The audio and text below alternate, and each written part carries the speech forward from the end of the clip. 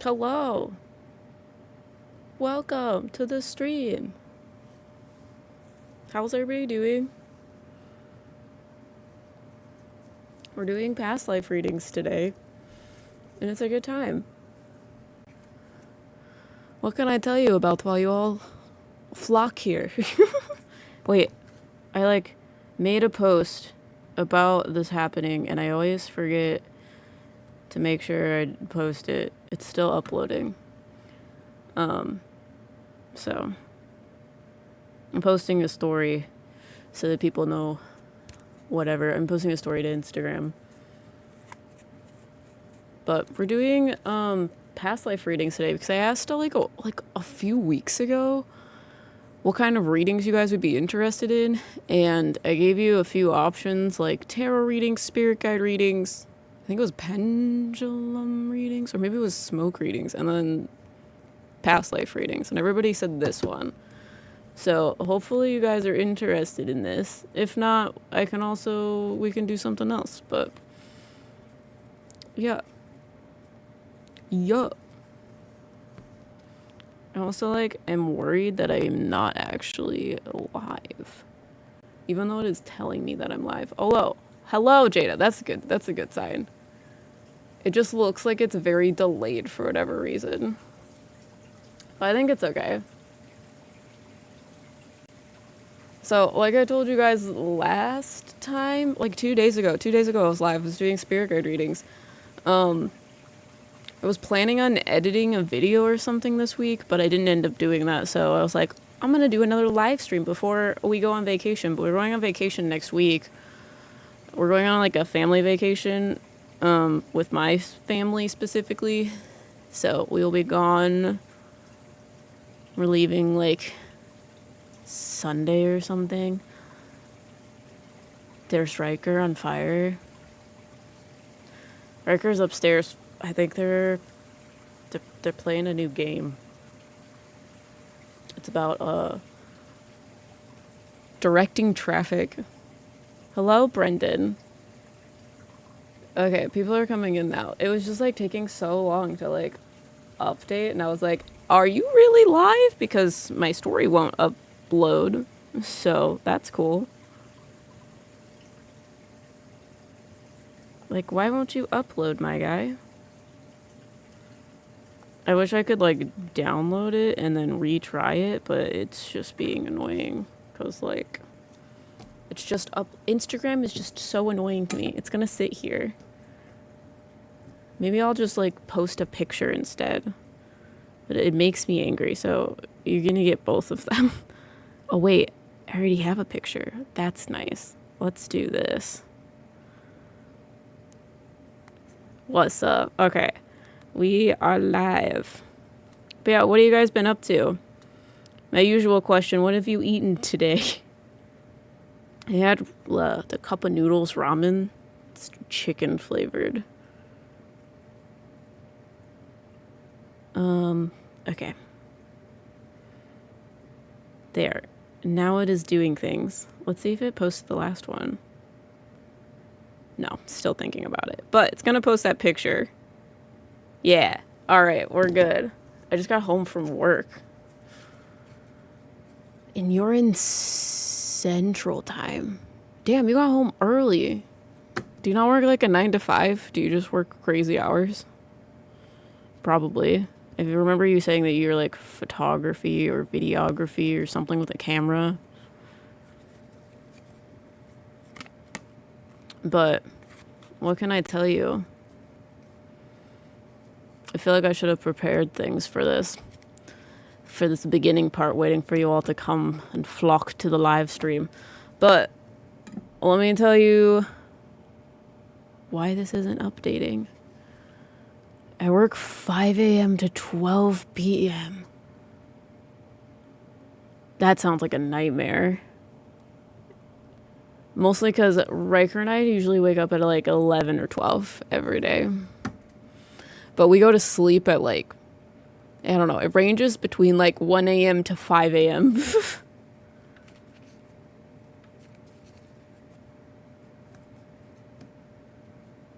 I was up at 8 a.m. today. Yeah, I woke up at 8:30, looked at my phone and was like, that is disgusting. And then I went back to sleep, and then Riker left at like 9 a.m. And I was like, oh, 9 a.m. sounds horrible. So I went back to sleep until 10 a.m. And then I was like, can I wake up now? And I was like, absolutely not. And then my dad called me at like 10:30.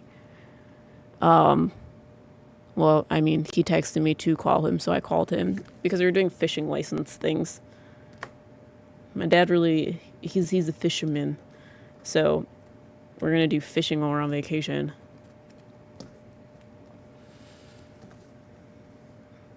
But yeah, I'm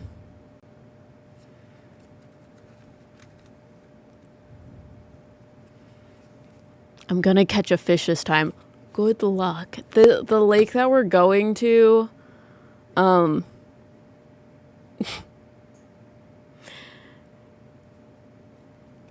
I've caught one fish in, and we've gone there like several times over like 5 or 6 years, probably more than that. I don't know.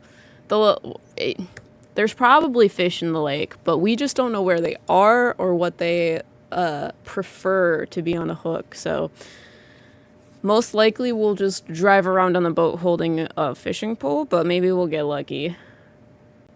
Your dad calls me the psychic fish finder. Yeah, my dad's dad, my grandfather, we used to go to this place in Canada, and we would go every fucking year with my entire family. Not like my immediate family, but like all of my cousins. So like 40 families, 40 plus families that were all related, all came to this like one resort. They literally opened the resort a week earlier so that my family could be accommodated because we filled them. And my grandfather, the reason we started going to this place is because they started going, like my grandma and grandpa, who's my dad's parents. And he was apparently talking to Riker because he is past and in spirit about where we should be going and looking at fish at the new place that we're going. Well, not even the new place because we went somewhere else last year.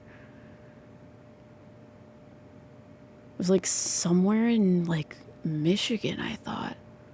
Dude, the last 2 years of vacations, I have just been like not only really even there, been very sad. But hi Charles, what's up? It's already being sold out. It's I haven't stocked them yet. Don't worry. I usually give people a second to come in, and how this usually works is I will stock them at the beginning of the live stream.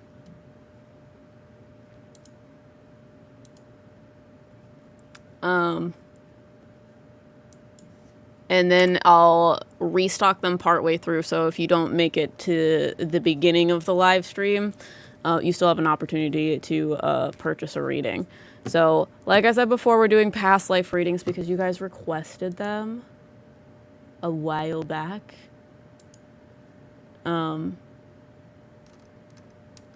So these readings are 65.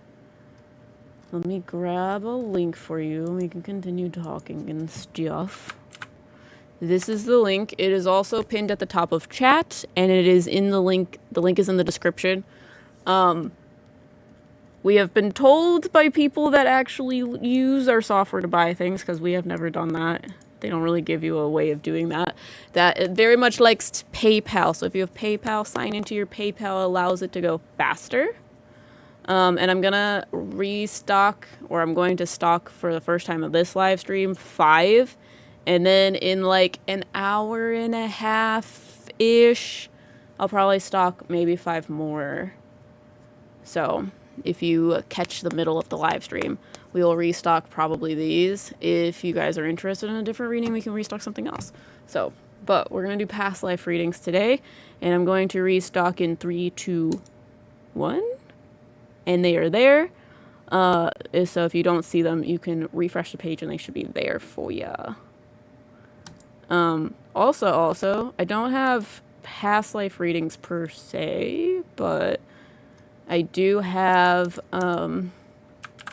private readings. These are private email readings.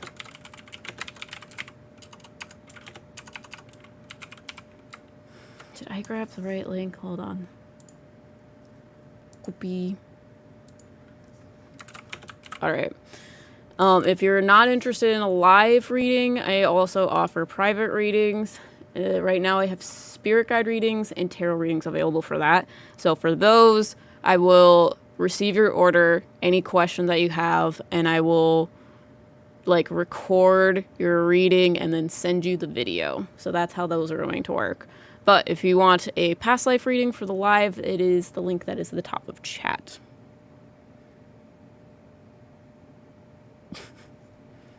God, Instagram just makes me want to cry. I never like uploaded my other like story, and it was great. I had like a little video. But if you guys are interested in a past life reading, you can go to that link and do the purchasey things. But yeah, how are you all doing? I can give you some updates of things. Sorry, I'm trying to think of what we should update you on first. So we're going to be gone for a week right now. Kristen, we're going to be gone for a week right now. So next week we'll be gone, and then we'll be back. And I'm planning on editing the Shanley, so I'm not sure when I will be able to get that done. We just have had a lot of stuff going on. And we might be getting, like, a kitten when we come back, which is a story that I told in the last live stream. My sister has this kitten that she's looking to rehome, so we might be getting a kitten when we come back, but I'm not sure if she will still be there. So we have that might be happening. So it might... The Shanley video will either come out...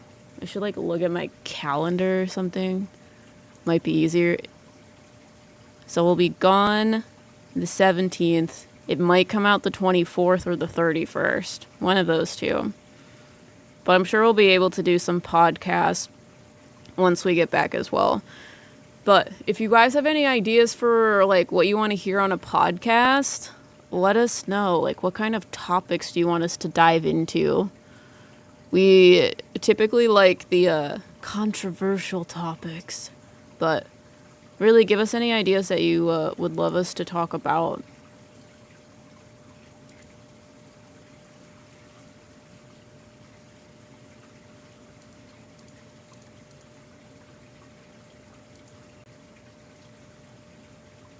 Hello, Allison. It's been a long week. Yeah, we're doing past life readings. There are still 4 available. And then Kristen is the first one. But yeah, this will be the last live stream. Or last thing being posted here as well for the next week-ish. Week and a half, 2 weeks, something like that.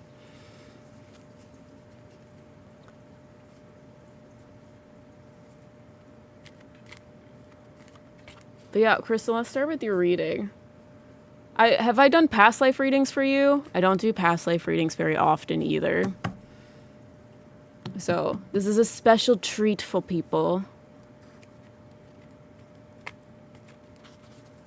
But yeah, Kristen, let me know if I've done a past life reading for you and who I told you about. I'm sure it will not be the same person.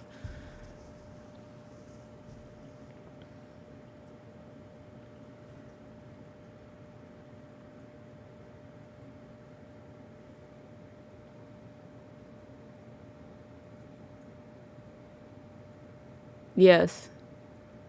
Could you please tell me about the past life I have with my friend Meg? Interesting. Road trip money.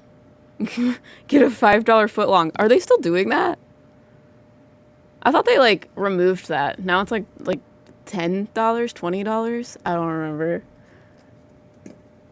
I don't normally go to like Subway, so I don't know. I just remember people like making jokes about it. I think the thing that I like eating the most at Subway are their cookies. But I feel like most people probably feel that way. But I appreciate the super chat. It really helps a lot.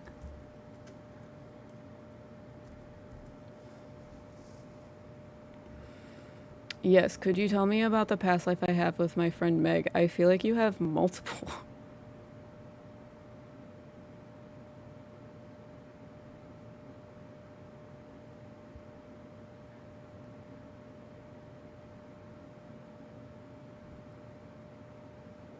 Okay.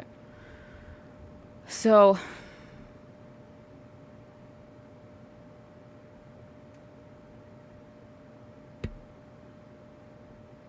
sorry, I'm just asking questions. I have a pendulum here. I know it's like off screen, but I'm asking them questions. So I see this woman, and I feel like this woman is you. She has like blonde hair. It's straight, and the way she dresses and appears looks very Little House on the Prairie. Time period.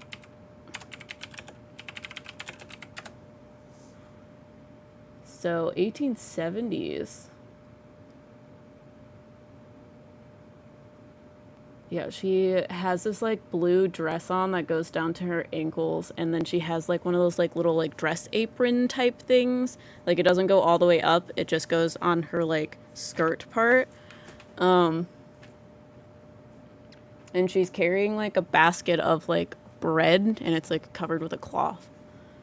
And I feel like she has a family with, I think, 2 little boys.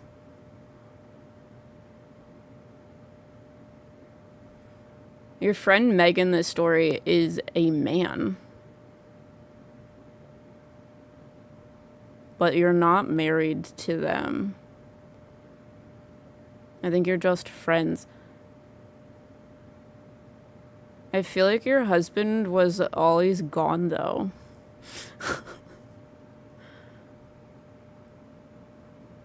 Oh, wait. Okay, wait. Okay. Because I was like, I keep asking them, I'm like, so you're not together, but I feel like for a period of time you like lived with him. But I'm like, isn't that kind of weird for the time period to have another man living in like your house when he's not your husband type thing? But they're like, I asked them and they're like, why are you doing that? That seems weird. Did people like think you were like cheating on him or whatever? And he was like, no, I was like his brother. So your husband's brother would stay with you. And I feel like your husband's brother was this Meg person that you're talking about, but you were not romantic with him. It was just kind of like the period of time that you were in. It was hard for you to be alone as you were a woman. So, his brother would step in to kind of like take care of the family while he was gone. Sorry, I'm interested. I don't normally get like time periods. So, right off the bat. Okay, interesting. Was I ever in a romantic relationship with her though? When I first met her, I fell in love and connected with her instantly. Okay, hold on. I think you've had a lot of like you incarnate with her a lot. Because I feel like there was like a war happening. Victorian era, Mark Twain. There was like some sort of war. I feel like he was like going to war. And he was gone for a long period of time.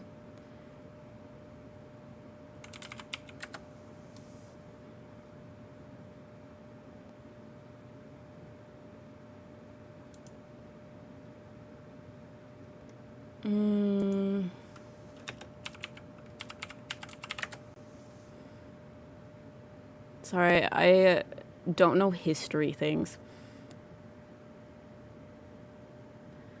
They make me feel like there was a war going on and like simultaneously with some sort of like disease or like, I don't know if it was a pandemic necessarily, but there was like some sort of like disease that happened.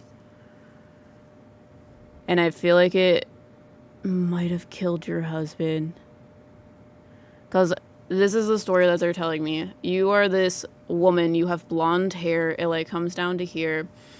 You have a family, you have 2 little boys that you had with your husband, and your husband went off to war.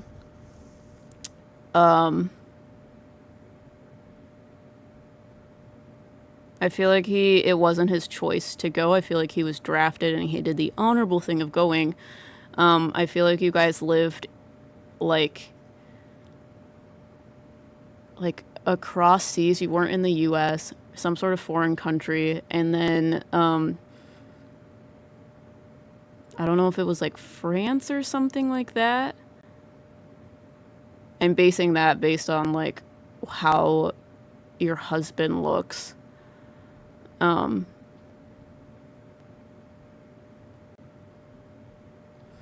And I feel like your husband went off to war and died in like when he was gone, but he didn't die in the war. He died from like some sort of disease that happened to him. So you were left with the kids.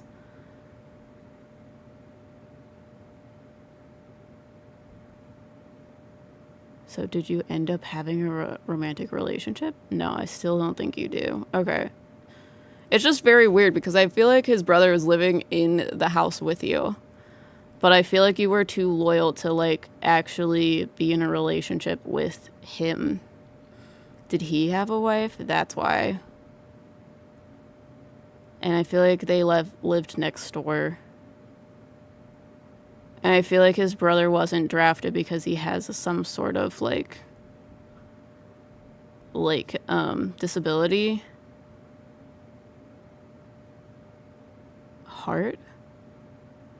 Like something wrong with his heart.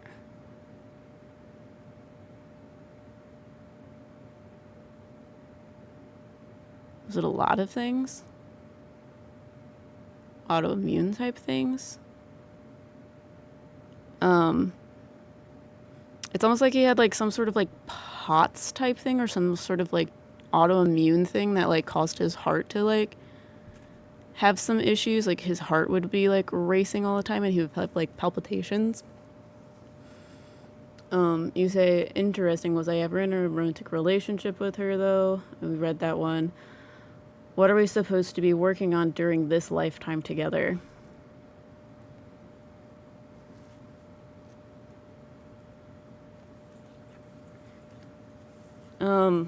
Gosh. I really wonder if this is like soulmate type things. Because I pulled cards for you and it's just 2, 2, 2, 2.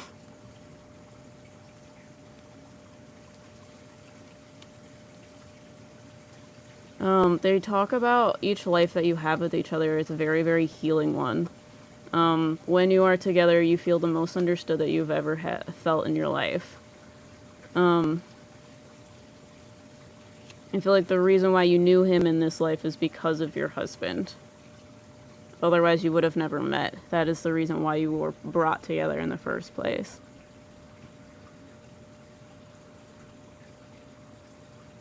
Oh, okay.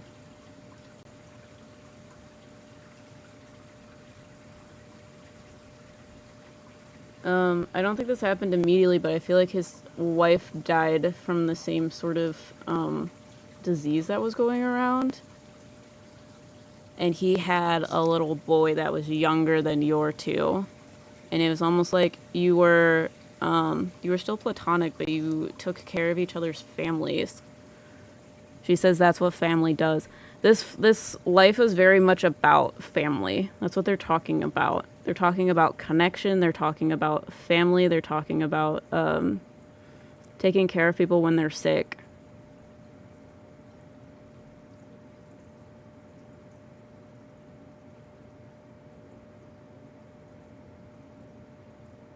I feel like your little boys didn't get sick though. They like lived. Which rapid heart condition? Lol, JK, JK, JK. I don't know. They're just like telling me, I feel like he had like some sort of autoimmune disease disorder. I'm not sure. I'm not a doctor. I don't know very much about medical things. But the reason why he's telling me that is because I feel like he was under a lot of stress.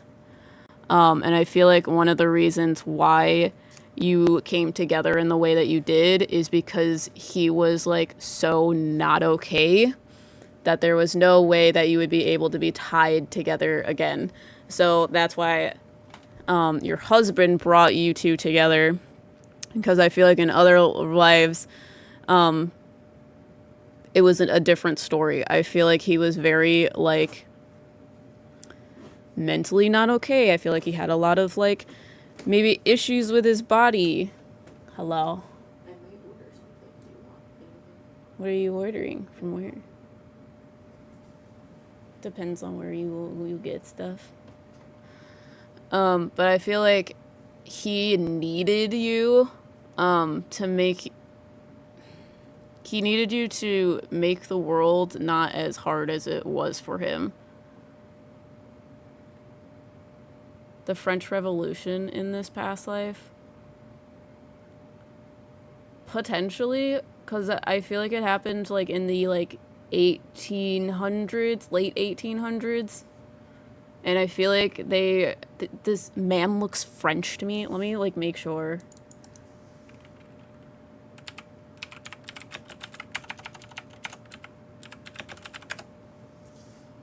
He has like dark hair.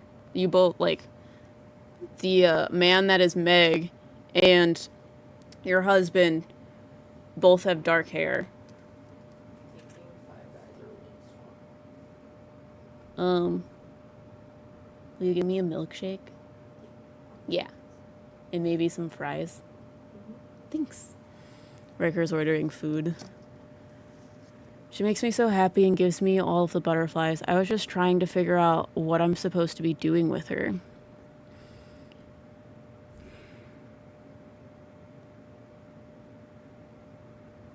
Okay, questions I have for you. What options are there? Chocolate, strawberry, banana, peanut butter, salted caramel, whipped cream, Oreo, Is bacon, vanilla, Oreo cream, double stuffed Oreo, baby cookies, Reese's peanut butter cup. Oreo? Oreo cream. Just Oreo, no cream. Yeah. Okay, wait, I have questions for you, Kristen. So, Meg, in this life, is she like the same person as you, but the things that are different fit into place like puzzle pieces? Because I feel like you guys have a very tight soul tie. I don't know if that means you are soulmates. Yeah, that makes sense. But you were brought together. Sorry, I'm getting messages from OBS. Okay, we're still good. Okay, I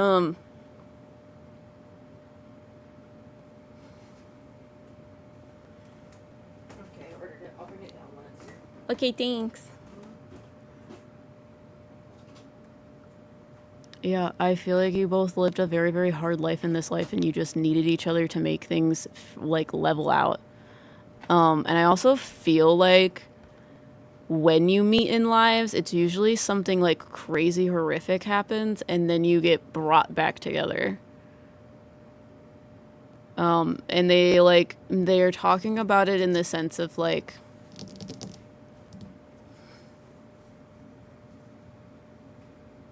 how do I explain it? Yes, she makes my life better in so many ways. We are both introverted. Yeah, they say that like some crazy, like, it's usually something very difficult and hard and traumatic thing happens, and then right after they like are very prominent in your life. It's kind of like a gravitational pull towards each other. So they're like talking about that, and it's interesting. Because I feel like that happens in each one of your lives, and they're talking about that needs to happen in order to like tie the knot. I had an instant crush on her, but I knew it wasn't a connection like romance.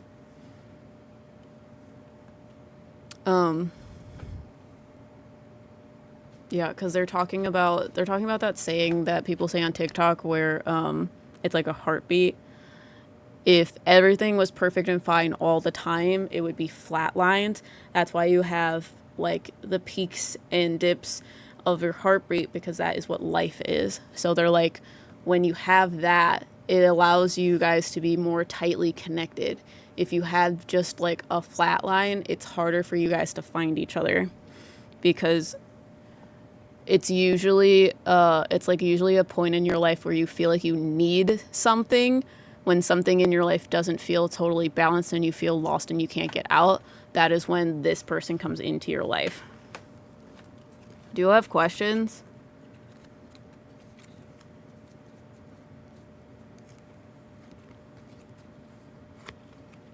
I was just trying to figure out what I'm supposed to be doing with her. What do you want to do?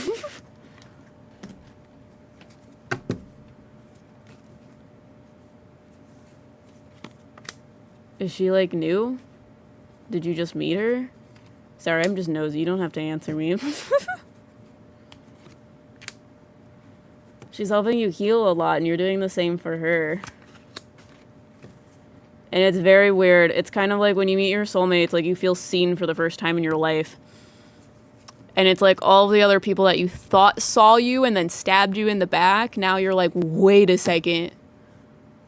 How is this happening? How are you real? How did I not, like, why was I settling for bullshit? Okay, that makes a lot of sense. I didn't have any friends before her. What can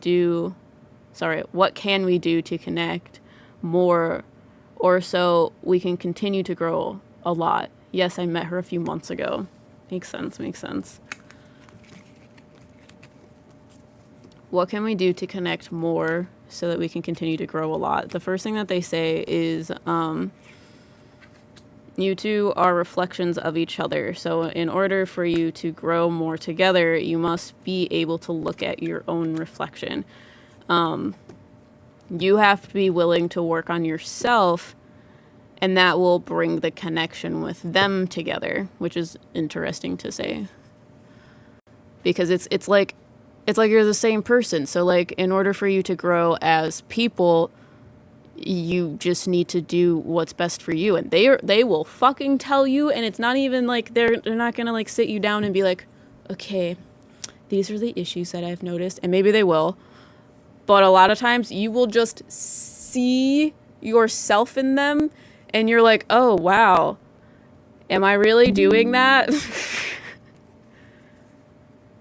Are we going to continue to be in future lives together? Yes, I can tell you that with confidence, because it is very common for people to incarnate with the same souls over and over again, and you already have that like karmic tie to her. So she is a part of like what spiritual people consider your soul family.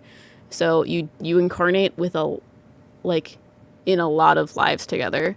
The way we like to explain it is like through the life and death soul type thing. So like what your soul type is.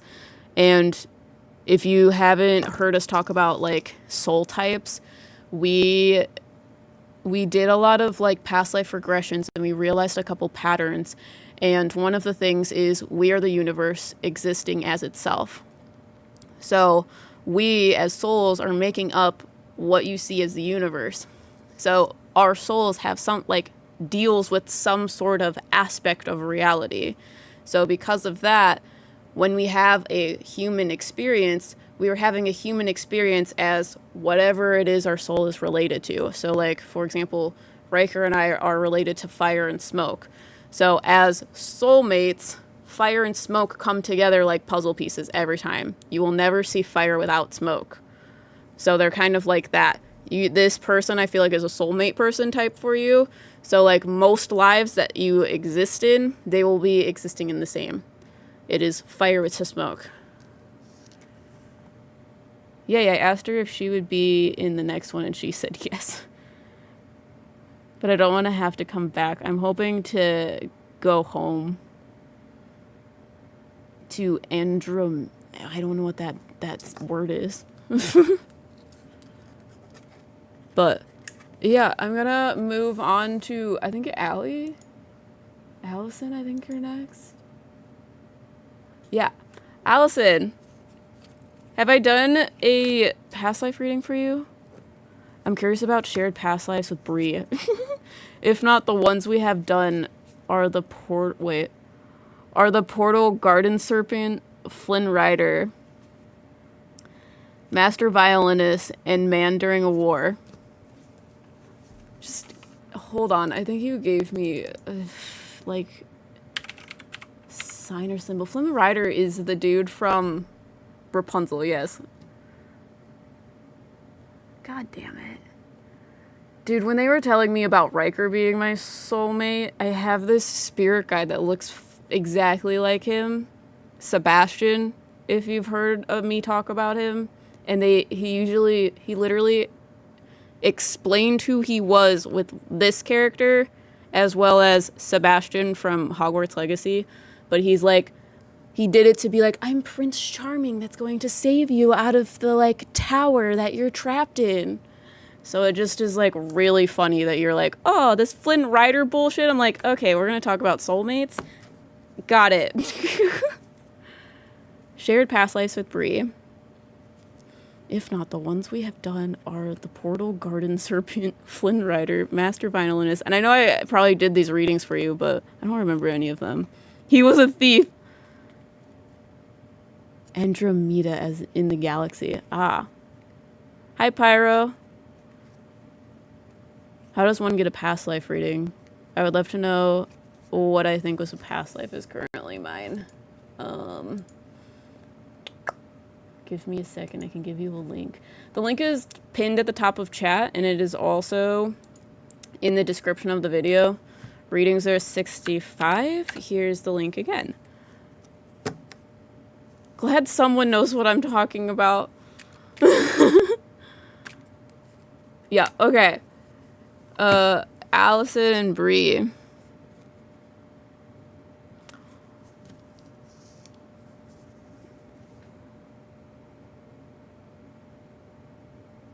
Okay, hold on. I'm bad at history things. History was not my subject. So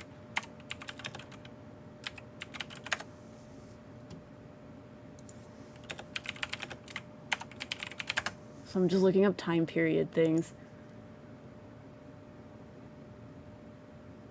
Okay, sepia toned photography. Sometimes spirits will show me things in different camera, like, filters, I guess.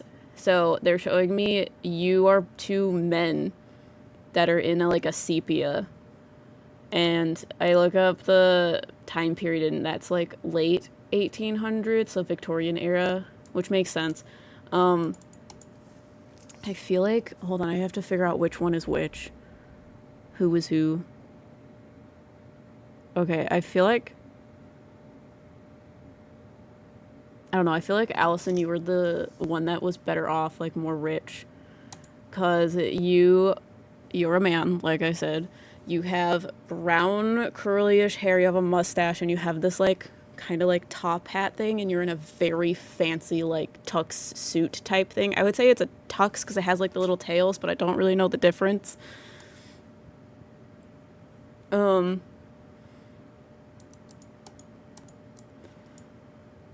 feel like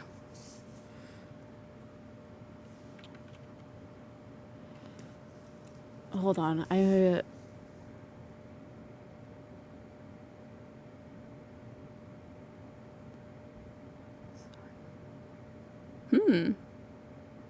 okay, I feel like, hold on, you're two men. Bree is someone that works in a factory, also a man, and they have like long shaggy hair and like a newspaper hat, I think that's what they're called. They're like hat that like is like round and like poofy on the top and then has like a brim. Trying to purge my room of rubbish. What a way of saying that. Not cleaning, I'm trying to purge my room of rubbish. Yeah, it's really hot. Thank you, global warming. But I feel like Bree worked in a factory and was more, like, poorer.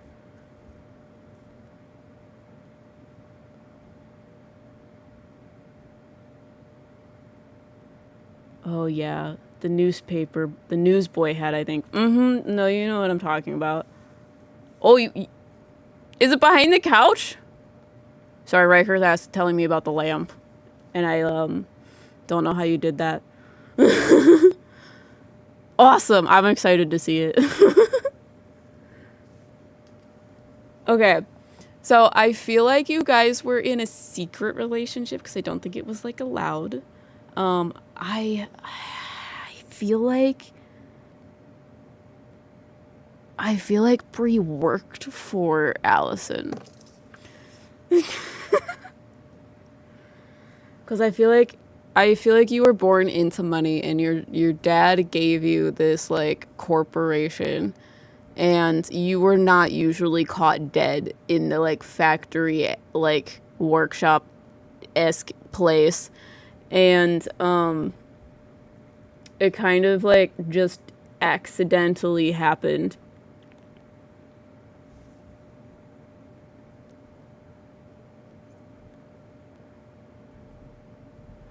And I feel like, what is it that I want to, what are they talking to me about? Give me a second. I feel like you, like, ran into each other, and I'm not sure what happened, but I feel like you, like, Bree got Allison, like, you ran into each other, and he, like, fell into the dirt, and you, like, were so apologetic and was gonna, like, clean their coat, you know, like, cringe shit. But it was very, very, very much not allowed during that time, so it was just, like, a secret thing that you guys did.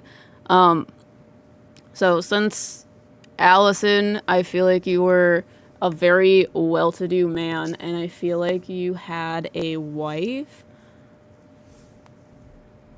but I don't feel like you had any kids. I feel like you were not interested in doing that. Which makes sense, because I feel like you were probably not interested in your wife. I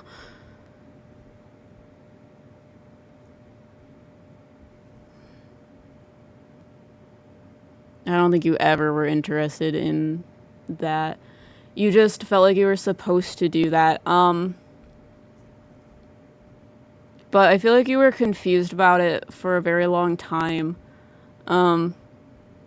I also feel like there's a strong, like, Catholic Christian type thing with you.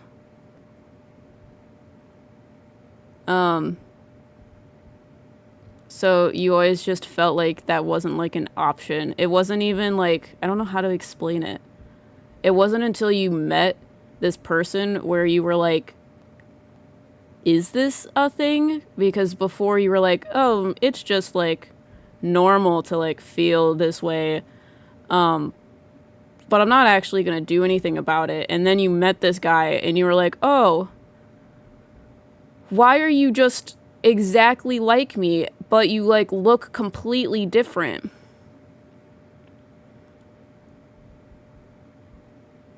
I feel like you were very, very lonely and you didn't really associate well to the people in your, like, class. Like, your working class, because you were so well off. I don't think your soul likes being well off, but I feel like a lot of times you incarnate richer. But I feel like you're very uncomfortable with money. It's almost like you feel like you're taking it from someone. Like, it makes you uncomfortable to have too much stuff. But the reason why you continue to do it in this life is because you also felt like you were going to, disappoint people. Like, you had the factory and you continued the factory not because of money, not because of those types of things, but instead to make your father happy. Because I get the feeling of, like, you wanted to, it was something that your father worked on so long and put his heart and soul into, and you wanted to continue it on for his sake. It like continued his memory.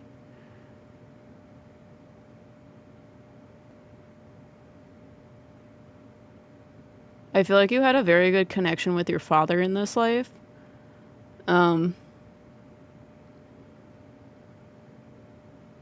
But there were like, the way they are explaining it is he had a very hard mask on for a very long time.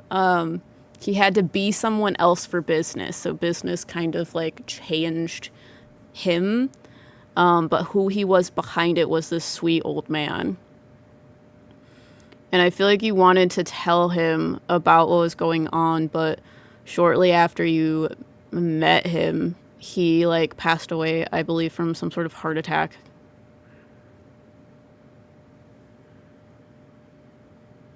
But I feel like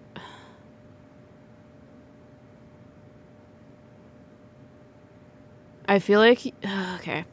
They make me feel like families a lot of times in your life are very hard for you. I feel like you are a lot of times born to families that your parents don't really understand you as a person. You have like very like opposing personalities. Which makes sense because I feel like you're not the one that likes being born to like wealth or born into like prosperity, if you will.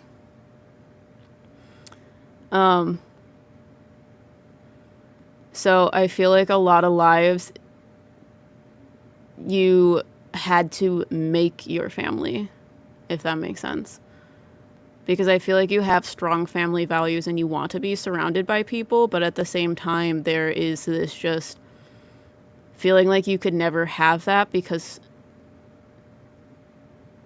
you're worried that the same thing is going to happen, that you're going to have a child that feels similarly. It makes sense. So I feel like that's probably why you didn't have kids with this woman either.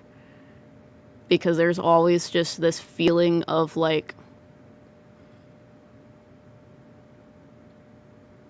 letting someone down. Because it is hard for you to imagine something you haven't seen before. So it's hard for you to imagine what a family could look like. Without the like feeling of being misunderstood or not seen.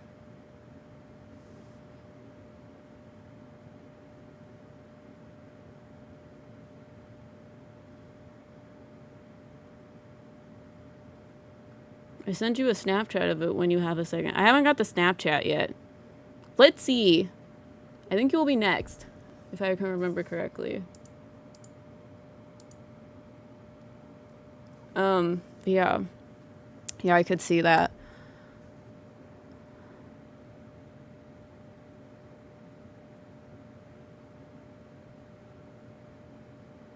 I feel like Bree was missing a, like... Hold on. I feel like it was her left arm.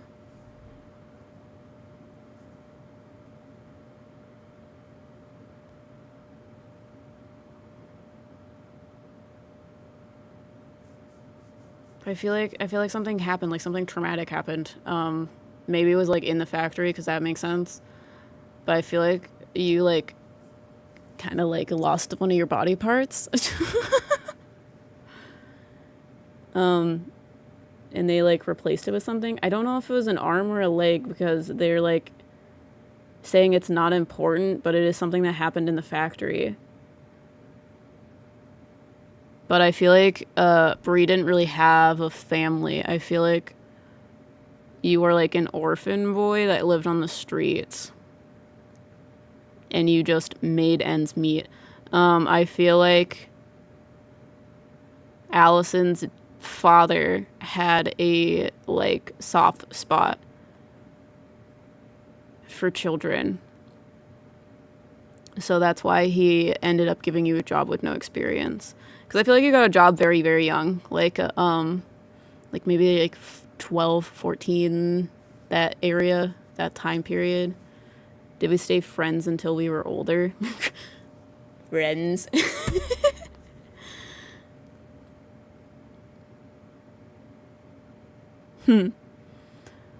Oh, I feel like Bree died very young.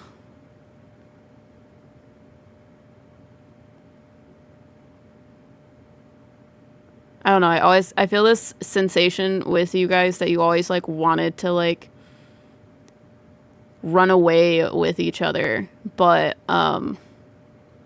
once you were going to, then it sort of fell apart, and then Bree passed away.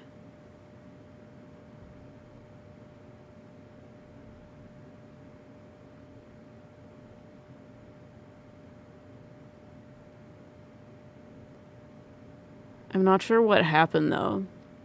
It was like sudden. Neither of you were expecting it. Like something in your sleep.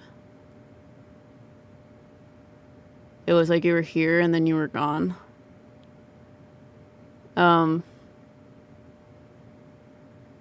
Okay.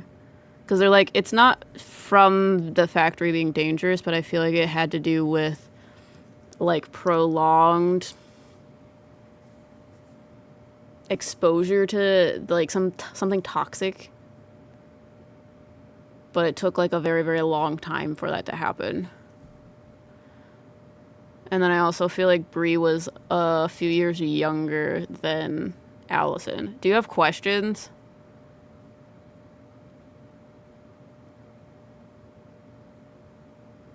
Shortened lifespans. Olden days shortened lifespans. I feel like you lived a lot longer.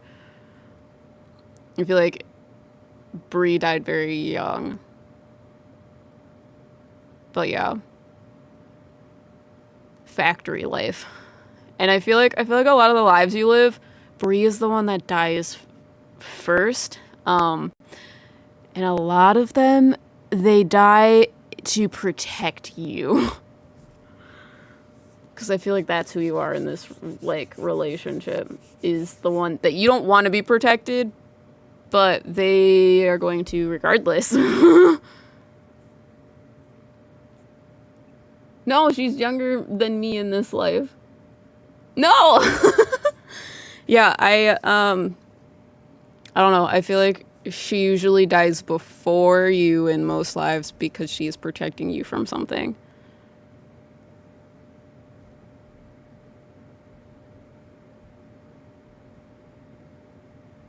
Wow, lol. She is my hero a lot. Yeah, Riker is usually that in our past lives. It's a time. Oh. Sorry, I finally got the Snapchat. It makes her house look fancy. So.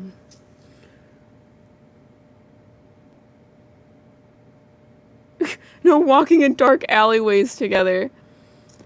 Well, I mean, I feel like it would be so much worse than that, bro. Like, I don't know. A lot of the times I was in, like, some sort of not so good relationship because my soul likes to be incarnate as female. So, throughout the ages, being a female and being sold off because I was usually also the one that was in the higher class. Yeah, your soulmate experience, I feel like, is very similar to Riker's and I's soulmate experience. Maybe not as traumatic. I'm not sure. I would have to see a lot more of your lives. But I was usually incarnate in like a higher class, richer class. And I did not want to be in richer class. So I would fall in love with some boy that was in lower class. Weird. And then something horrific would happen because I was like married off to someone and they were like abusive, and then this boy from lower class would save me and die doing it. It was not a good time, but it was a time. But do you have any questions before I move on to, I believe, Litzy? Hold on. I think Litzy's next. Yes, Litzy.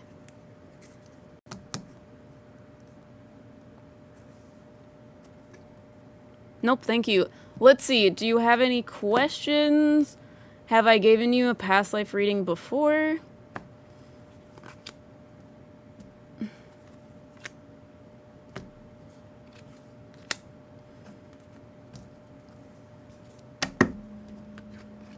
These two. Oh. Let me know. Let me know if you're here. Because I do have one for you. But if you have a different suggestion, we can do someone else. Yes. Hello. Have I given you a past life reading before? I can't remember.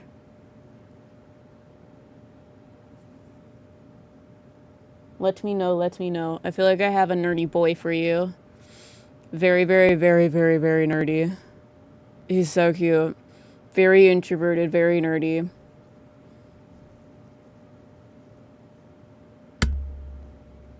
Sorry, I just like hit my pendulum. I have had readings for past life. Okay. Sorry, I'm at work. No, you're good. I'll tell you what I see. I see this boy. I feel like he has red hair. And he has like big, big glasses. He says it's the time where the glasses are big.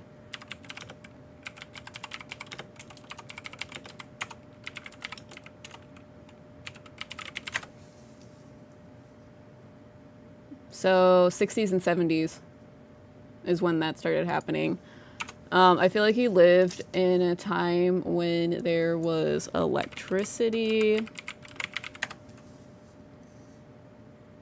Electricity time period. History time period? It gives me like context. 19th century. Yeah, I feel like mid 1900s, 60s, 70s. It's where I feel like he existed. He's very intelligent, but very oddball. He's so sweet, and it's taken advantage of by everyone. But I feel like he's a bit of a loner. Honestly, this picture kind of looks like him, but put glasses on him. He's just so, like, happy and sweet. And kind of this Page of Pentacles is kind of his vibe.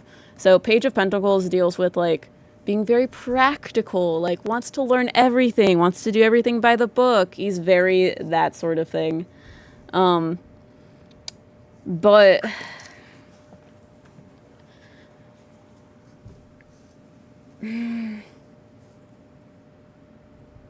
Okay. I do have questions for you, because I like knowing how things in your past life affect you now. But I feel like he was in a fire. Like his house burned down. And I feel like it was when he was a baby. Or like very, very young. Like, were you in a crib? Yeah. I feel like he was in a crib. I don't know if he was like burned or what. Did you have a burn? No, no burns. But I feel like he was very afraid of fire. He's a very, very skittish person. Very, very nervous about everything. He was worried about making a mistake. I feel like his mom died in that fire. Did your dad live? Yes. But your mom died a few days later from smoke inhalation.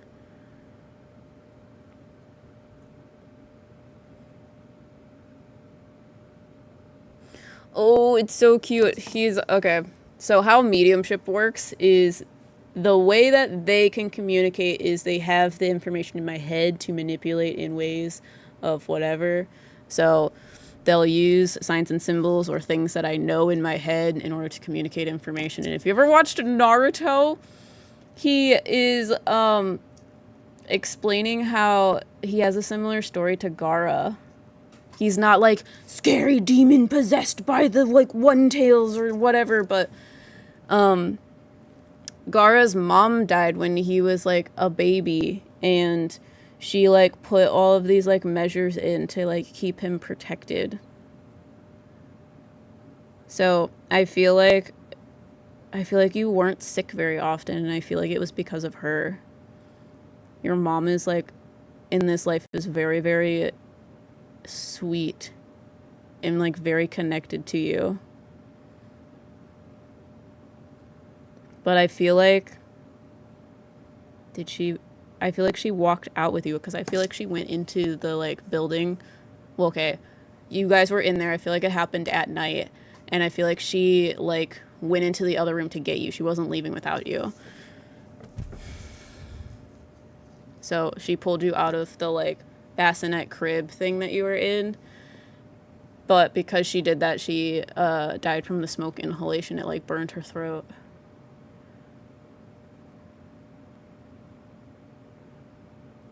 Hope I'm not too late. No, you're good. I'm gonna be live for a while. I'm a ninja. These readings are paid, so if you guys are interested in readings there, I think there are 2 left. The link is at the top of chat, and there's also the link is in the description as well.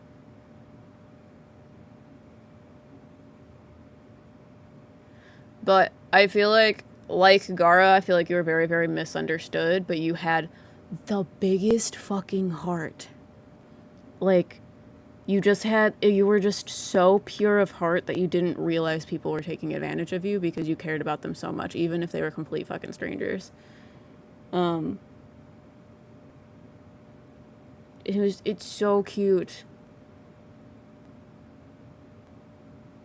Do you have questions? Sorry, I'm asking him questions about how he was when he was older. I feel like he changed jobs a lot. Because I'm like, what did you do when you were, like, alive? When were computers a thing? That was probably more recent.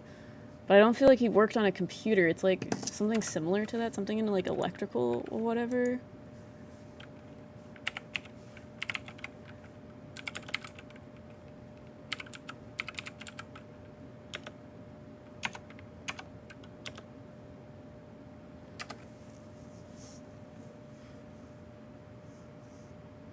Oh, is there a reason he popped up? Something he wants to tell me?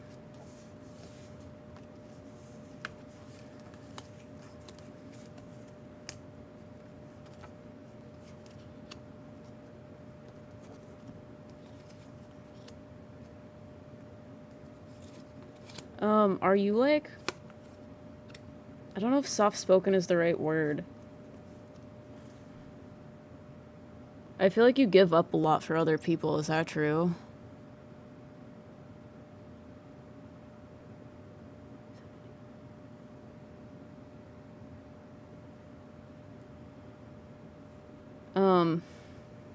Sorry, I'm asking him questions about that. Because I feel like that comes from... I don't know. I feel like that's part of your soul.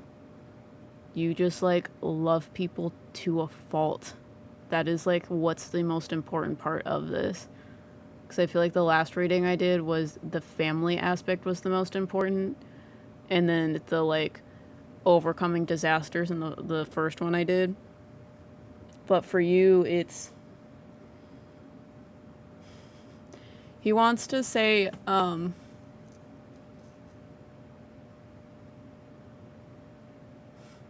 Sorry, he's telling me a lot of things about love. He says you understand love, but you understand love to a fault. Love is supposed to instigate connection, but that is where you struggle, is with the connection. You feel very much like... Okay, he's like, you feel like a burden, you feel like you are unlovable. So that is why you give so much love to other people, because you're worried that other people are going to feel the same way. So he's like, you still feel like you need to separate yourself, which makes for a very lonely life. Don't be like me, that is constantly like putting everyone else on a pedestal, because I could never love myself. He's like, learning to love yourself is going to create connection with your environment around you. So if you feel lost, whatever, putting time and energy into yourself, into loving yourself, will allow you to feel more connected to everything, because the thing that connects people is love itself. Does that make sense? That's why he's coming forward. It's very cute. He is such a sweet soul. But he's talking about how when you have like resources for things, you give it to other people. When other people need things, you are the one that lay down the line. It's almost like you change or lose pieces of yourself to make other people happy.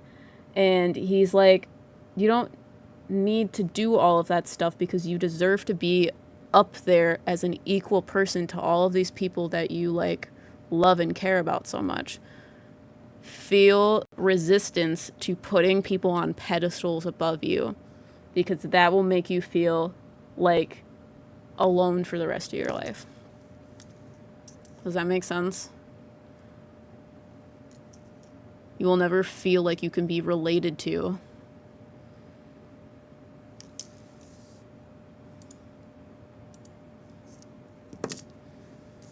Yeah, and you're my last one, so I might stock some tarot readings after that, but we'll see how it goes.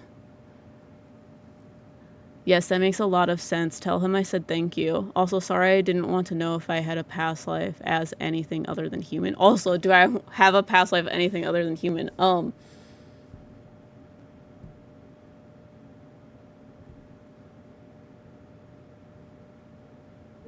Okay, let me see if it's anything that's unearthly too. Because the first thing I see is a rabbit.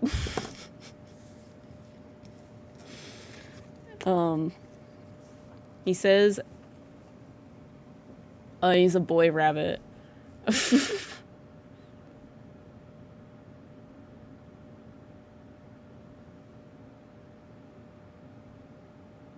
You really like the baby bunnies, but you always got kicked out of the nest. I'm sorry, animals are weird. I really like talking to animals, especially in the past life sense. I feel like there's one rabbit that you liked a lot. I think that might... Hold on.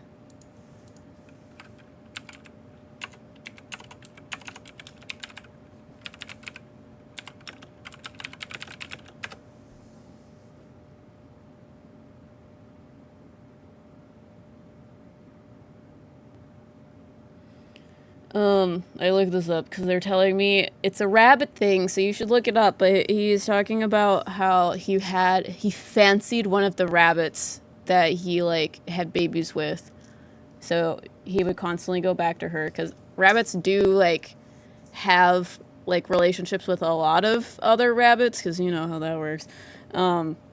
But they do form relationships with each other.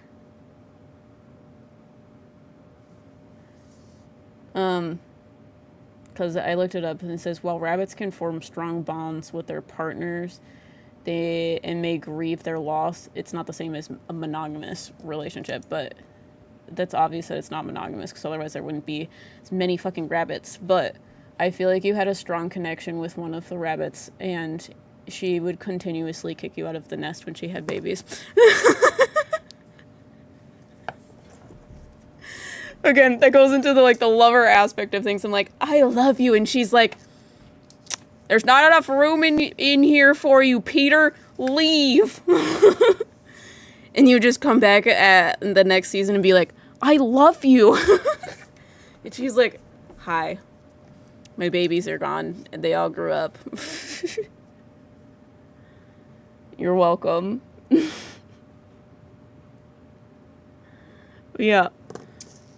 Do you have any other questions? You're my last past life reading. Let me see if people would be interested in other things. Would you guys be interested in tarot readings? They're a bit cheaper. They're $35. We could do tarot readings. If not, we can also sit and chat and you can ask me questions. Yes, tarot readings. People interested in tarot readings? confuse them. Did I do something in dreams or with dreams? Sorry, that's my last question. No, you're good. We got time. That's why I'm asking. Dreams.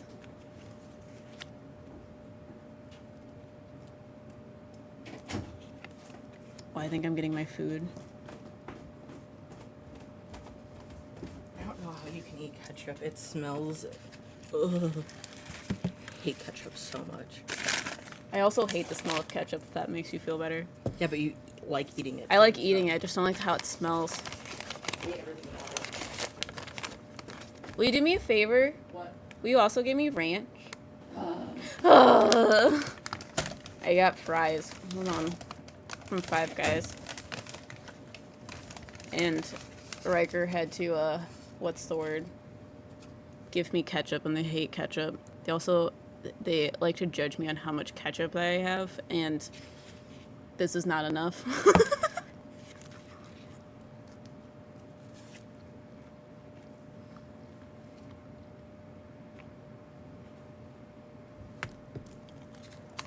Give me a second, let me open this. Sorry it's not enough ketchup. But it smells and tastes disgusting, so if you want more, you have to get more yourself. That is all I could tolerate you getting. Oh, you even put it in a little bowl. Yeah, I wasn't going to waste another paper plate. Oh, I thought you were going to give me the whole, like... No, because I didn't want to come back down to get it. I like you, thanks. I like you. My face is blurry. They really, really hate ketchup, and I think it's fun.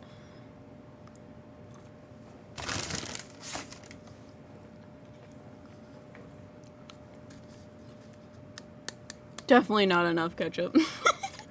I like to just give them. I like to tease them.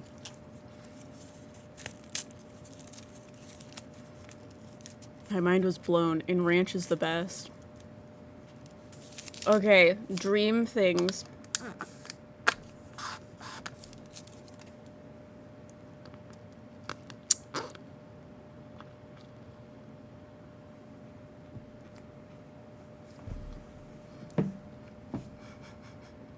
It's too much ketchup. Ew. That's so funny. I relate to differing food tastes with my partner. Riker and I are actually very similar, which is like weird because I'm autistic, so I struggle with eating most things. I'm very, very, very, very picky. And it's very like I like to explain to people that I'm a vegetarian, but I'm not a vegetarian because I will eat meat, but it's easier to explain to someone so that they don't give me something gross because I only sometimes will eat it.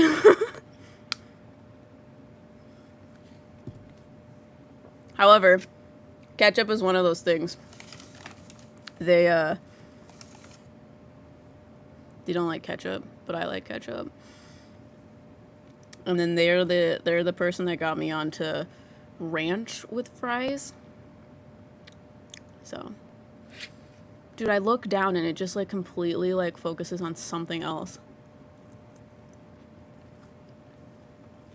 Sorry, I'm focusing. I'm here.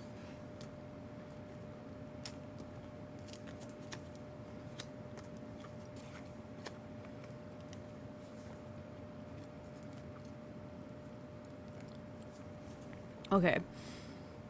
Did I do something in dreams or with dreams? Sorry, my last question. Also, I didn't realize, but in my spirit guide reading, you told me about my purple and yellow spirit guide and how they were presenting as the sun and moon. And I had been drawing suns and moons before. I only eat fries with ranch. It's so good. I didn't know what I was missing until I met Riker.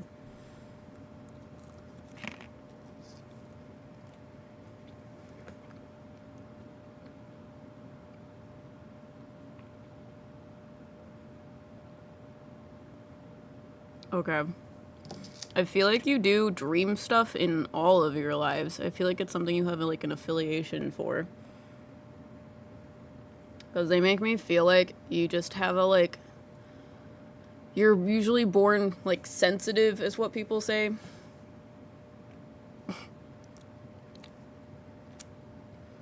Sorry, I'm making a mess. But I feel like you're born sensitive. I don't know if you're like talking to spirits, astral projecting, whatever it is, but I like asked them, I was like, are you like a spirit guide? Are you like doing like crazy like celestial things? And they're like, no, not necessarily, but I feel like you talk to people in your sleep.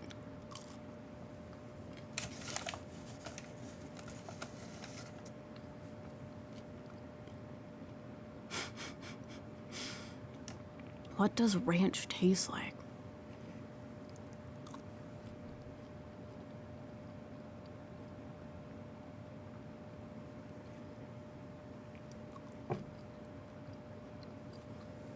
I don't know, Mom.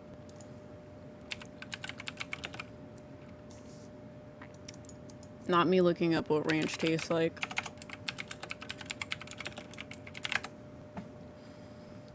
I usually have vivid dreams and remember them when I wake up, so I started a dream journal. Your last past life, the little boy, the boy with the red hair. I shouldn't call him a little boy because he grew up. But I feel like he's telling me about love things. He's like, the stronger you have love, the stronger your connection is, and that leads to connection with like spirit. It's easier for you to connect in your dreams because then you're unconscious. It's easier to get past the like egotistical things, but they make me feel like you do a lot of dream stuff in most of your lives, solely because like you just have this innate connection because of your like ties to love and stuff like that.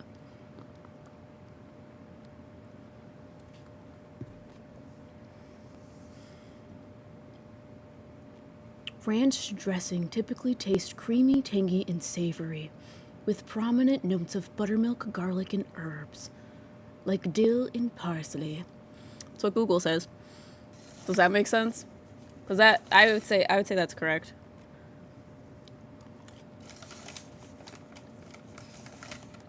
It's really good. You put something salty with it, and you're like, holy shit! Yeah, it's real good. I like it. Ooh, thank you. Yeah, they make me feel like every life. You're very sensitive.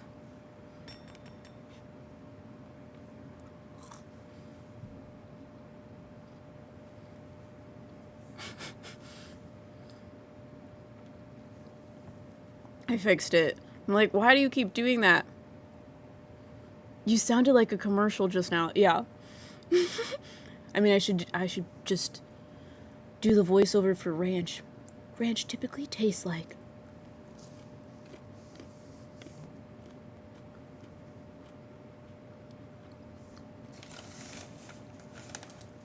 Ranch is a little bit acidic.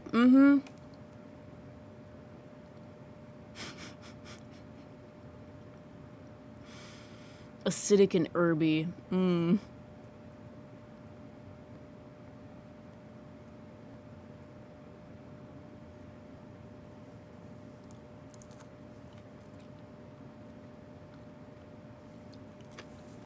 Okay. Would people be interested in tarot readings, or does anyone want to do a past life reading? I can leave the past life reading up. But if people are interested in tarot readings, I can put the link in here. And we shall see. It's that is tarot readings.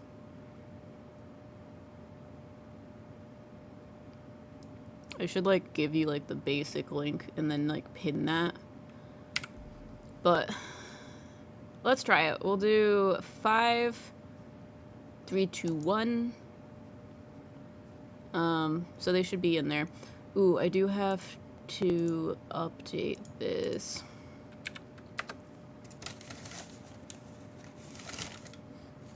Give me a second. Sorry if you can hear the bag. I'm sure you can. My mic picks up a lot.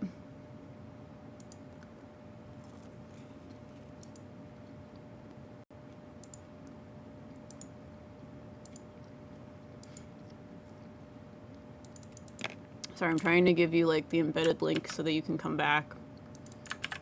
Oh, okay. Save changes.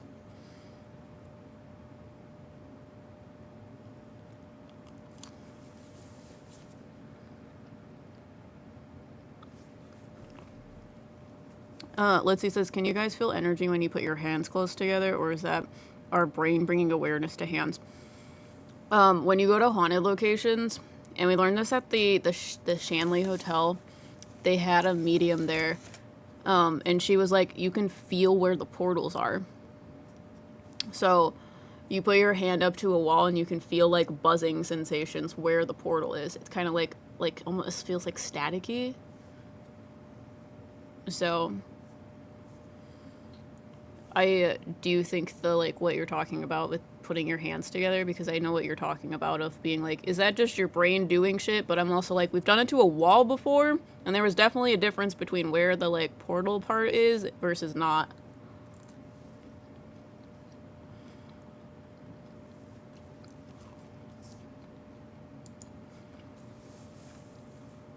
It's because I usually sit and can feel the energy moving around me.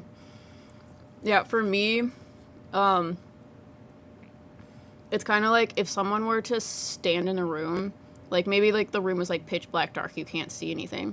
But if there's someone standing in the middle of it, or like a piece of furniture or something, it's like you can feel the energy of the room is different. Like someone is standing in there, and it will feel different, and it'll also sound different. So it's like the difference between having someone stand in front of you versus not. You can hear the difference, and you can feel them standing there as well. So I get what you mean with the like feeling of like energy moving around you.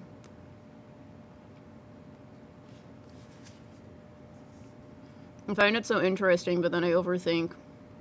And I'm like, is my brain just becoming too aware? Autism! That's how I feel with being autistic, because I'm like, am I just really autistic and I'm just noticing this, or what's happening here? Oh, I remember what I was doing. I was like, what was I going to share with you guys? I was going to give you the link to the readings. No, not this. To the shop. Okay. So, I'm going to give you this link. And then, let me like write things in here. We'll say, get your reading.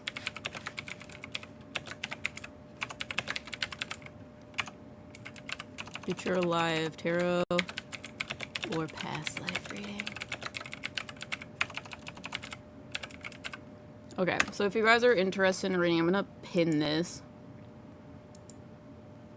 That will bring you to the shop page, and the two that are first, I have past life and tarot readings in there. So if you guys are interested in a tarot reading or a past life reading, they'll be there.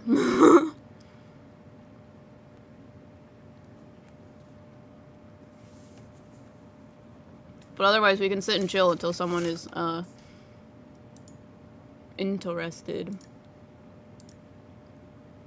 Just let me go back to my page to make sure everything's good. But yeah, let me know what you guys have been up to today. I'm eating Five Guys, and then earlier I had ramen.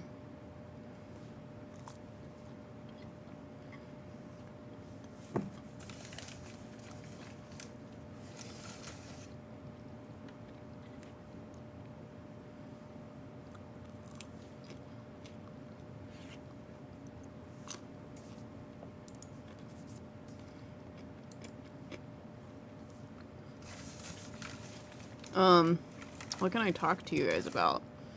Oh, I was taking care of my sister's house, which I know she's probably never going to watch like a live stream like this, so I think it's funny.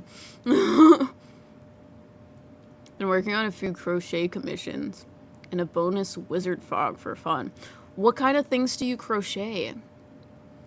Because I think it was Nibbler Girl made us a Scooby, which you guys have seen in our other content.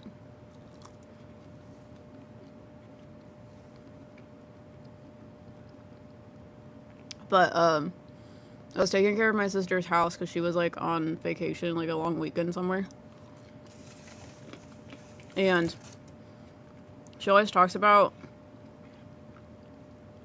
she has like a daughter, and she always talks about her like, she has like a light that's like touch sensor or something.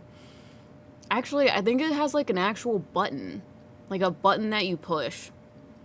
This one's not like touch sensitive. I just keep thinking that it is because I'm like, I don't know how a ghost is doing this. Spoiler alert, but I feel like she tells me that it goes on and off by itself. And when I was taking care of her house, I saw this man. He had like brown hair, and I saw him like walk through the kitchen. I was like, okay. I was taking care of her cats.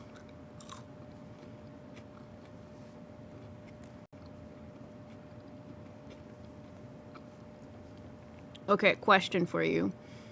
How do you discern between different types of spirits? How does that information present for you? Okay.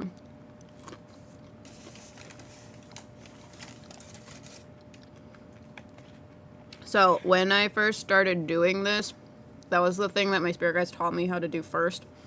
And it was basically like, I started doing it with tarot. So when I would shuffle tarot cards, and at this point in my life, I thought the energy was going through the tarot cards. So I thought I was like actually feeling the energy coming through the cards, but I didn't need the cards to do that. That was just kind of like a clutch in my head to like make it easier for me to like feel it almost. My finger got stuck in my hair. But I did that, like, I would shuffle the cards, which is a like repetitive motion, so it allowed me to sort of like get into the right headspace, and it was like I would feel their energy signature through the cards. So the way that my spirit guides taught me is I was like, I need you to like put your energy into the cards. So I would like ask specific spirit guides. So I was like, Zeroth, can you put your energy into these cards? And he did that, and I described how it felt and was like, it feels like waves crashing against like a shoreline. Then I started doing that with every one of my spirit guides in order for me to feel the shift in energy. So it was like, okay, you're going to do it first. Now I'm going to switch to another guide so I can see the like similarities and differences, so I can learn when that's happening. Because that will also help you to realize, oh, well, his energy is more like flowy, but like Richard's energy is more like blunt and like sharp. Does that make sense? But if you don't have like clairsentience, or clairsentience isn't the way that you receive information, it might be like the flow of information. So like for me, Rosaline speaks in a very like connect the dots sort of way. So she'll be like, okay, do you know this? Well, if it's connected to this, this, and this, then this would be happening. Does that make sense?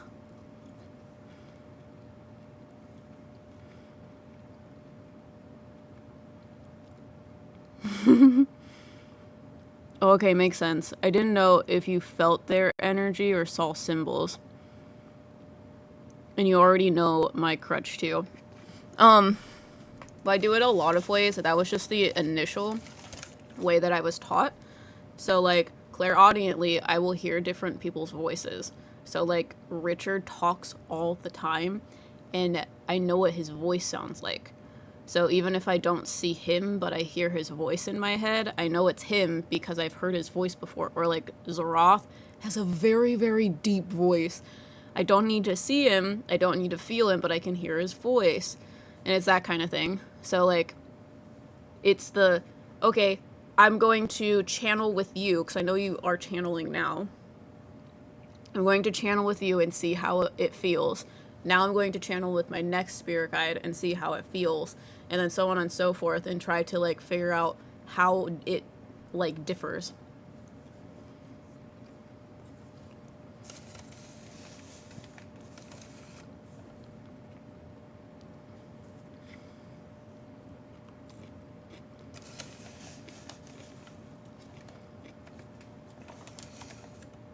Gotcha, that makes sense.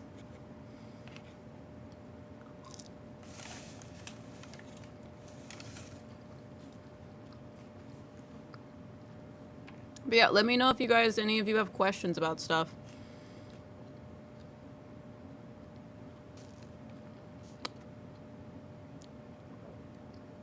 I need to adapt the type of method for the way that I channel.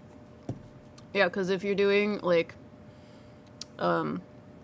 drawing readings, or sorry, like, automatic writing is what I wanted to say. Maybe they, like, write differently. Maybe they use specific words. Maybe they're more blunt. So it'll be interesting to see, like, the differences, because a lot of times when I'm doing automatic writing, which I know I do it a little bit different than you, Riker will say that, like, how I write things will be different for, like, between spirits.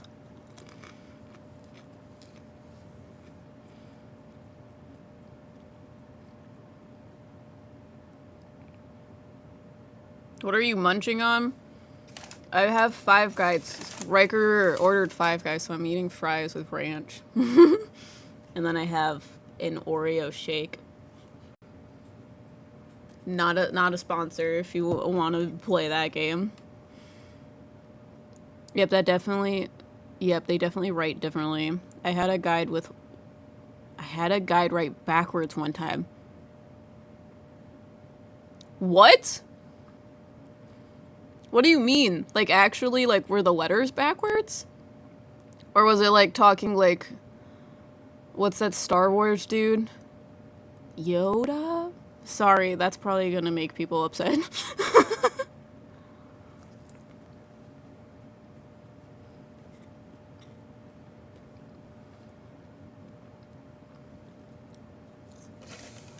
I've never watched Star Wars.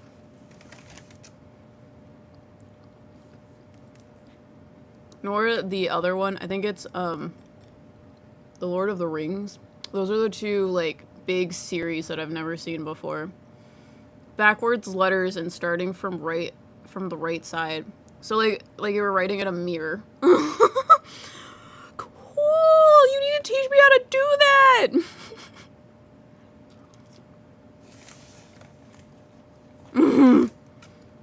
Who was talking to you then? I know that that's probably not a question I can ask right now. But, like, I don't know, that sounds like some shit that you see in movies.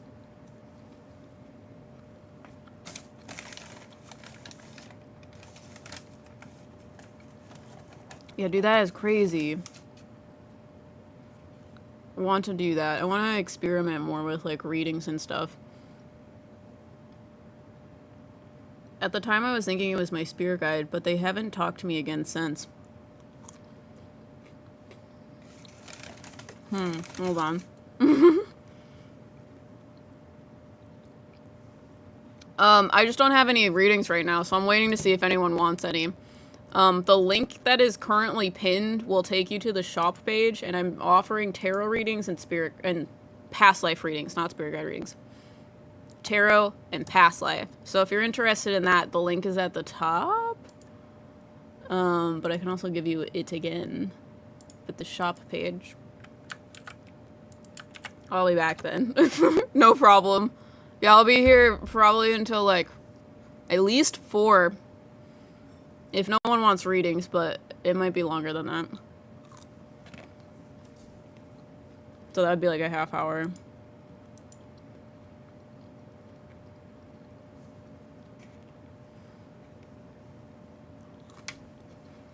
I, like, have too many, like, biased thoughts about talking to someone that writes fucking backwards. But I want to know things, so I'm gonna ask.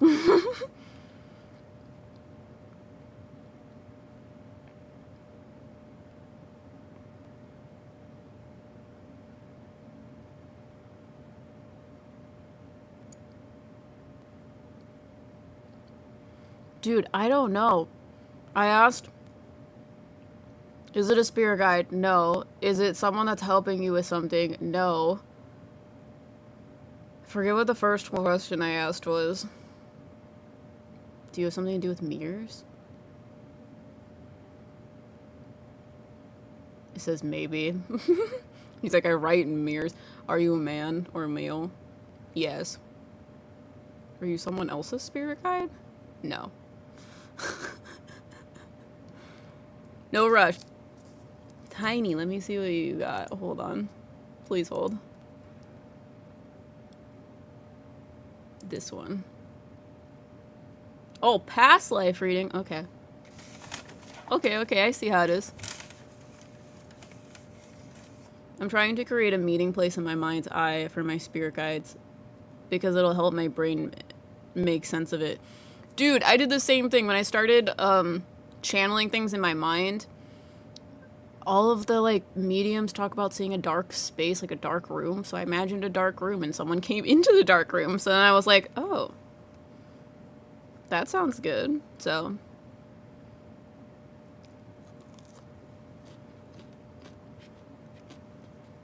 yeah, you should tell me what it says.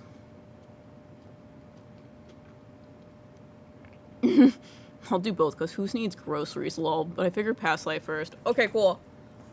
Have I given you a past life reading before?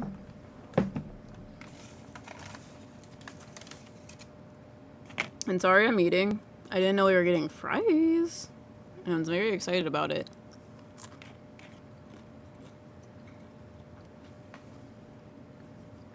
I feel like I have given you past life readings before, but I like, oh, once or twice ages ago.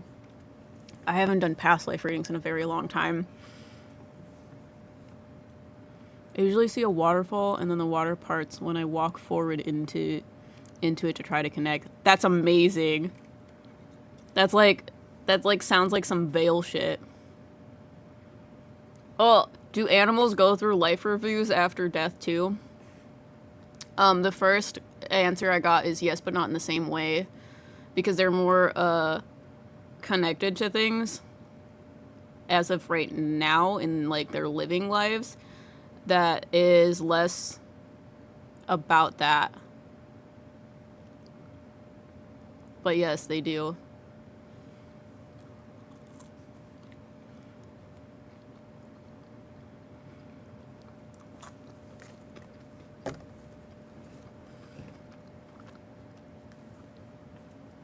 Okay, past life for Tiny. You said something about a woman or something about a female with a husband and kids and one being passing early. I don't know. Bad memory. No, you're good. You're good.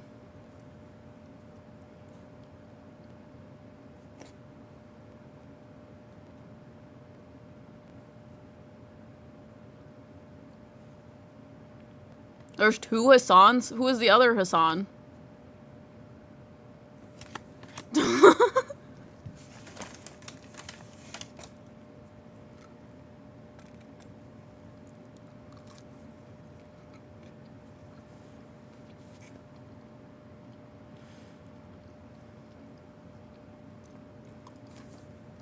Okay. Give me a second.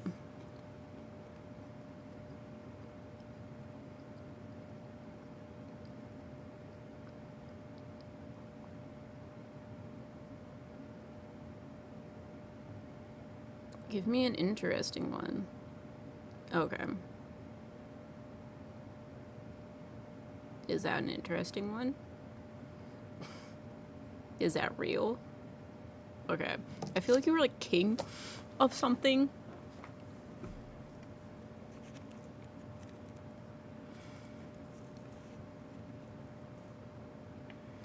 He's a political creator, but he's more mainstream and had like TV shows and shit. Oh, cool! Oh, what a king! They like pulled this card and like, I was like, is that? I don't normally look at cards and are like, oh, this is you as a person, but I feel like you were a king. Like a stereotypical king. You lived during a time where there wasn't electricity.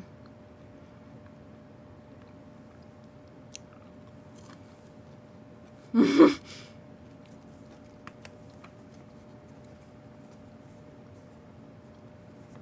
you also have a crown too. Just, I feel like you were a king. Ugh, hold on, to drop my pendulum. I'm like very worried about my pendulum breaking when I drop it. Because I am attached to it. It's Mookite, I think. Something like that. I don't remember. Okay. I feel like you were a king. You lived during a time period where there wasn't electricity. You lived in a castle, and I feel like you lived in, like one that was fortified for defense, because if you look up what a castle is, that's what they tell you. So I feel like it was like a stereotypical, like, castle to protect you from, like, not so great people.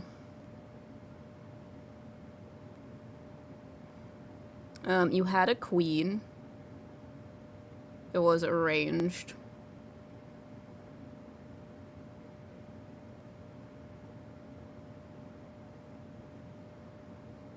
And I feel like they were very much younger than you.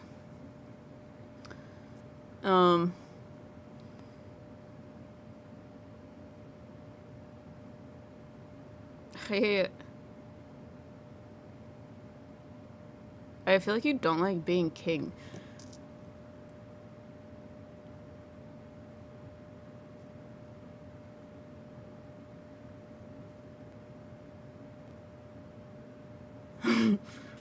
I've converted M to a Hasanabi head.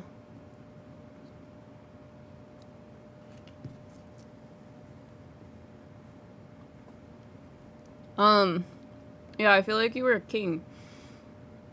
I feel like you had a younger wife, but you didn't really, like, care so much about that because it was arranged. They were, like, younger than you. You were with them because that's just how it works. I don't know. I feel like it was, like, boring being king for you. I feel like you wanted to, like, do artsy things. Which is, like, weird. I'm like, why don't you do that? But he's like, have you ever tried to rule a country? So many people bother you on the daily. You have to be doing things all the time, and it's just not something I want to be doing. I didn't choose this life, it chose me. Also me and artsy things.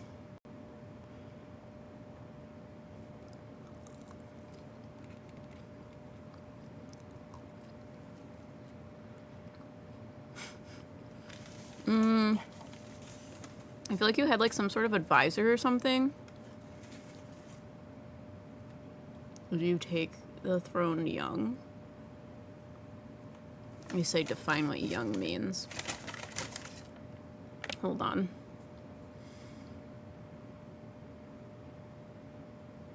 Were you, like, a boy when you took the throne? Kind of, but as prince? Yes. Okay. I feel like you had this job when you were, like, very, very young, which I guess makes sense because you would be a prince first. Like, what other job would, like, the family of royalty do? So, it makes sense. But he's talking about how they, like, took away your childhood. It's like, I feel like you were a pacifist. I feel like you were, like, absolutely the wrong person to be king. But it also, like, made you the right person to be king. But there was a point in which you, like, didn't really care. And I feel like you had, like, some sort of advisor or something.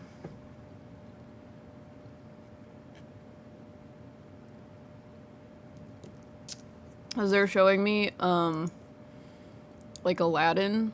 Because I think Aladdin had, an advisor. I haven't seen Aladdin very often because, I don't know, when I was a child, I would, like, always fall asleep during Aladdin. But I think I was in a play for Aladdin, so I don't know. That was backstage. TMI. M-lore, if you will. But they're telling me about Aladdin, Jafar. And they're like, you had in... And the reason why I'm telling you that you were in this, like, position when you were, like, really young, like, in your teens, like, pre-teens, is because you had an advisor that basically, like, helped you lead, and he had been there since you were, like, really young. So, like, I told you guys last time we were watching Seven Deadly Sins, and the Demon King, because we're playing that one, I guess.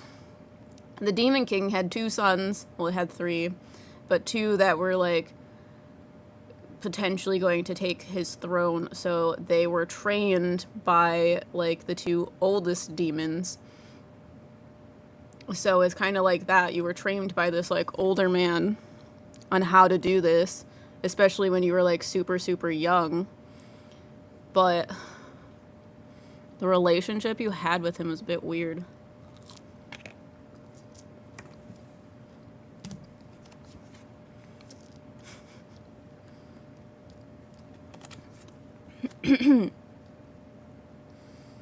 It's like you had more interaction with this man than you did your father.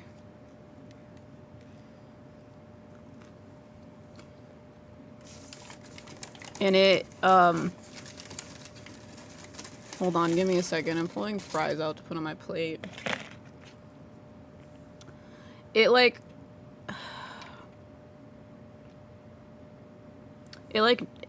I don't know how, I want to say it negatively impacted your life, but it could have been worse if he wasn't there. He's just kind of a like more corrupt type of person. But it wasn't like he was trying to be corrupt. It just like comes with the territory. I know that sounds weird. But they're like making me feel like a lot of what you were doing was like not necessarily your decision, but his decision because he like kind of raised you like a father, even though he wasn't trying to. That's just kind of the nature of things. You looked up to him and put him on a fatherly like pedestal. So when he made decisions and made advice things, a lot of times you listened to that, even though it negatively impacted you. Because they're talking to me about like some sort of war going on. And I feel like you had like some sort of hand in it, and you made like a really big mistake about it.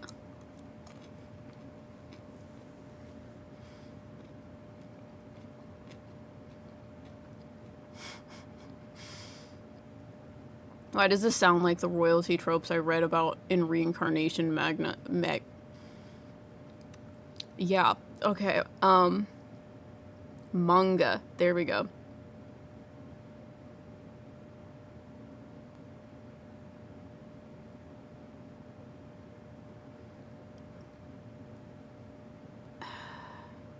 Did you have kids? Girls? Okay, hold on, I have more questions. Because I feel like... Oh, okay, I got it. So, what they're telling me, what I was just piecing together is they make me feel like you made some sort of mistake in the, like, midst of some sort of, like, battle war that was going on. And it was a bad call because you listened to the advice of this like man. And it ended up like causing you to become very, very depressed and like end your life because you were so like not okay with what happened, because it caused a lot of people to die. And then after you died, then I feel like this man sort of took over, because I don't think you had any like children that were next in line, and I don't think you had any like siblings that could do that. You didn't have any brothers, so this man was next in line.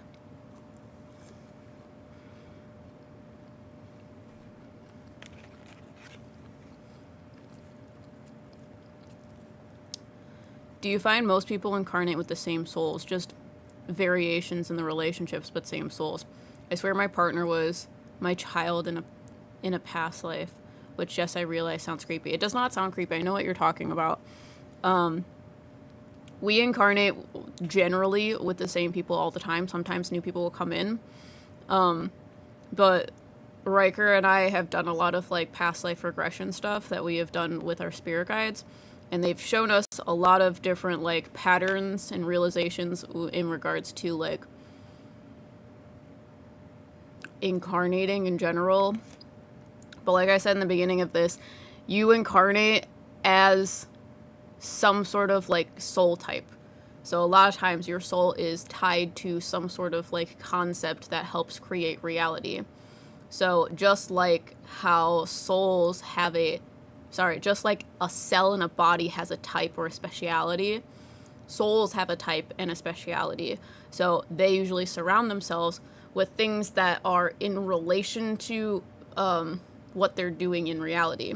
So like if I do this in a like body example, the cells of your body, if you're a heart cell, you're going to be around other heart cells.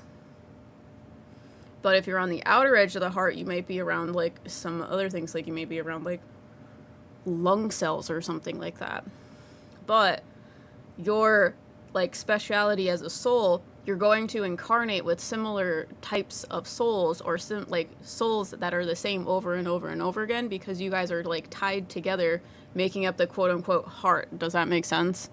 So a lot of times you will incarnate with the same people, which spiritualists call them like the soul family or whatever. So yes, that is something that happens a lot.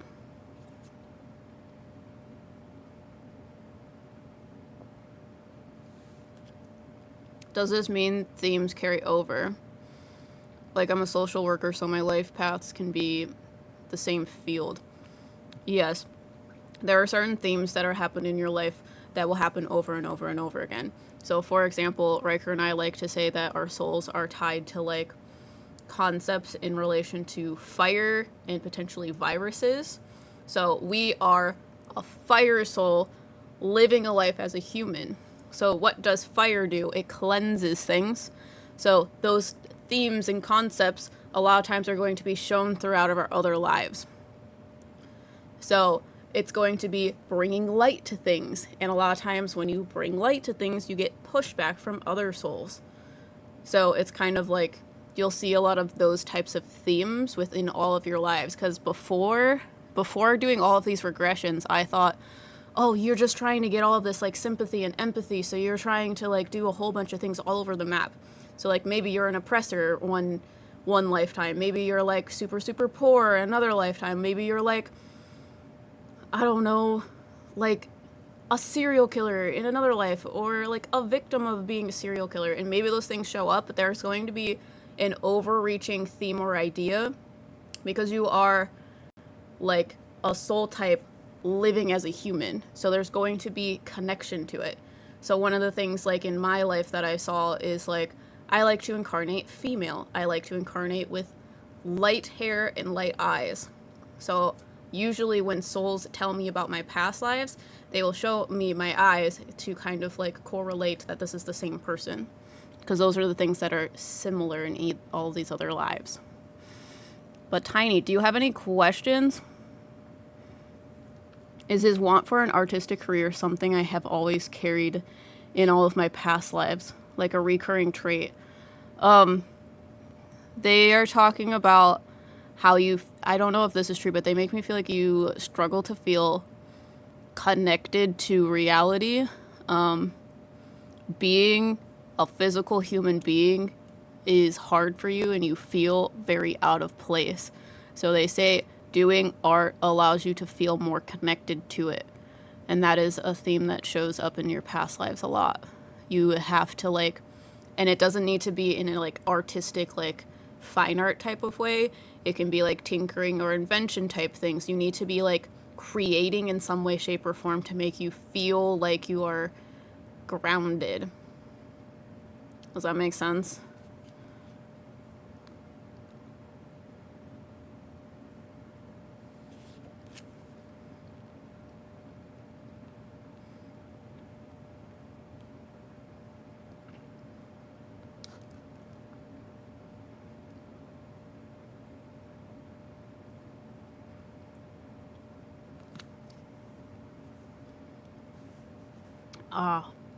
Yeah, I was like, emailed?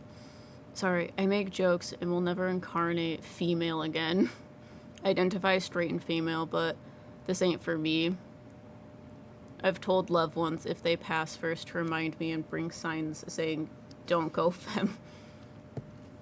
Yeah, I do have lives that I am male in them, and it's fine, but I prefer my soul's energy likes being female because of the, like, different characteristics that go into femininity. So I tend to incarnate as female. No questions for him. Was mostly wanting a weird past life reading today. Yeah, because I was like, I am getting bored. I want some weird ones. And I was like, okay, can we like talk about weird whatever? And he's like, no, I'm king. And I was like, okay, we're doing the king one.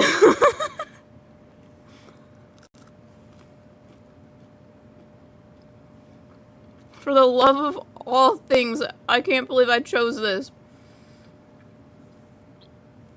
Yeah, I like being female, and then Riker usually likes being incarnate male. But we will flip-flop depending on what, I don't know, depending on the vibe.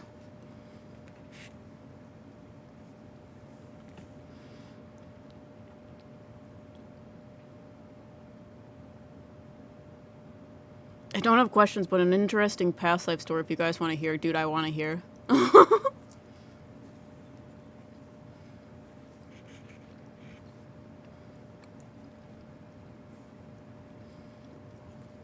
Yep. If anyone's interested in a reading, I still have some available. If not, we'll just sit and vibe until I decide that I'm good and ready.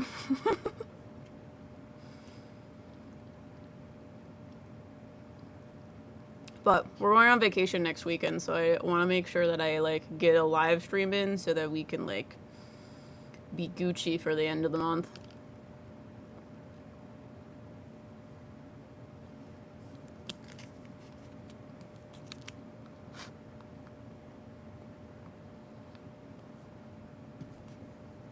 But yeah, talking about past life stuff is fun. Because, like, I had a lot of misconceptions about past life things. And then, I think it was like 2023, that's when Richard came forward. Which, if you don't know who Richard is one of our spirit guides, and he is like a daemon type thing. And he has a lot of, like, energy, like, a lot of, like, power, like, seraph level power-esque. So when we go to ghost hunts and stuff, a lot of times people will talk about, like, the spirits. When I say people, will talk about the demon, the man, the, like, big bad wolf, the boogeyman. They're usually talking about Richard, because Richard usually will, like, if something is, like, scary, he usually, like, turns it off so they can't, like, affect things negatively. But he's the one that came forward and was like, you're gonna do past life things every day for a month. And then we did that, and we realized that we had a lot of, like, similarities between lives. So it was like, how do I want to explain this? We've had a lot of really, really graphically horrific, past lives. And a lot of them dealt with, like, sort of like, sorry, I'm trying to figure out how to say this without being triggering. Let's say, like, a lot of, like, abuse, like, abusive relationships, a lot of, like, kind of, like, SA type things, because we, like I explained before, we are a virus, our souls deal with being a virus, it deals with, like, being fire, we bring light to things. What does fire do to forest? When you have forest fire, it burns up all of the, like, extra dead debris, so that the forest can still maintain its existence. So when you do that as a human, there's a lot of pushback. So they try to do things to try to control and put you down when you're the type of person that's bringing light to things that people don't want to be seen. So a lot of times we reveal, like, abusive relationships. They don't like that. They then put us in, like, situations where we're being controlled, and a lot of times it's really awful things.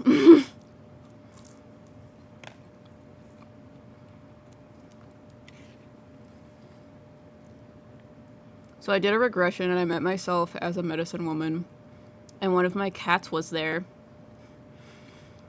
I presented to my past self as a child, and she immediately knew who I was and why I was there. totally creeped me out as, like, remote viewing. She saw me and totally acknowledged my presence. And not like I was in spirit, but I felt like real life, not meditation. Also, my cat knew and was looking. Past life me and me as a child back and forth, like, what's going on here? Wait, when you say regression, were you, like hypnotized? Or did they, like, guide you through a meditation? Because I always, like, wonder, because I, like, did a regression, and we did it through, like, a meditation type thing, which, like, isn't much different than me, like, sitting here and telling people about their past lives. And I want to, like, know what it's like to be hypnotized into, like, a regression. And then, Tiny, I have another reading for you. We're doing tarot readings. I appreciate it so much. It really helps a lot. Again, don't mind me.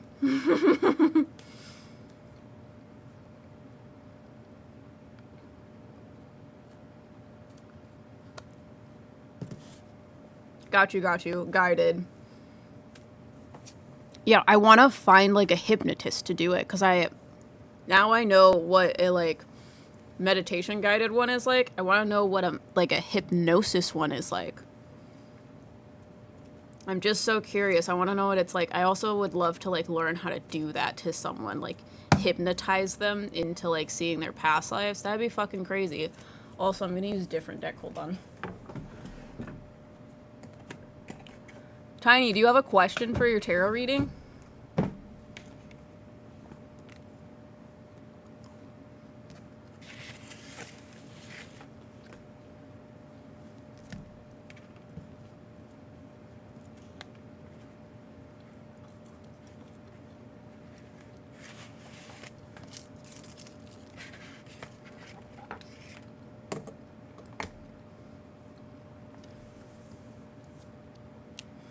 I can go deep with guided meditation into past lives. I really enjoy thinking and exploring themes and people. Yeah, Riker and I associate that to, like, trance mediumship. So it's easier to get mediumship type information through being in a, like, altered state of mind, like a transient, like, state. So being in a deep meditation, it makes it a lot easier to receive information. But I want to be, like, hypnotized into a sense where I, like, feel like I'm actually in the body of whoever's life it is. You know what I'm saying? I feel like it would be different. I don't know how that I think is going to be different, but I like, don't want to feel like I'm laying in someone's chair or whatever. I want to feel like I am, like, in a different life.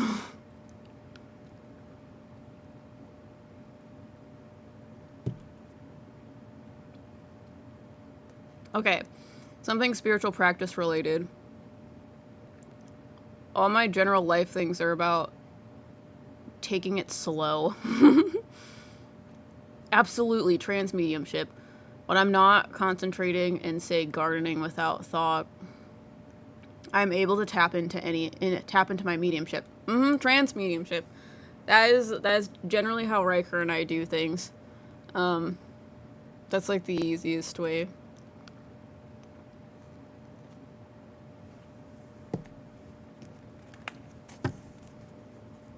I tried a YouTube guided meditation once for a past life. I got freaked out because I could literally feel my soul or some energy start to separate and go up from my body, so I stopped. Were you, like, astral projecting?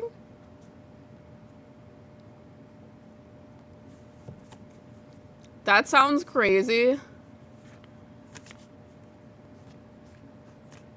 Once I got yelled at by my grandmother I never met, literally got shit from her and knew it wasn't my feeling emotions.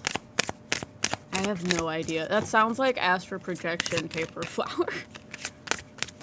Ground yourself. Might sound weird to do in the bathtub. Or you could, like, lean into it. I shouldn't be telling people to do that. But, I don't know. Go see if you can astral project and then come back here and tell me what it's like. Because I've done that before. Riker and I, like, we literally sat in like a Discord call once, and we were like, we're gonna learn how to do it, and they like pulled me out of my body, and I was like walking around the basement, and it was really weird. And like I have this like, I guess you could say like a cat familiar spirit type thing, and it was my cat who I'd passed before. Her name was Shinzi. She was like a brown tortie type looking thing, and she would lead me back to my body or lead me through the astral realm. But yeah.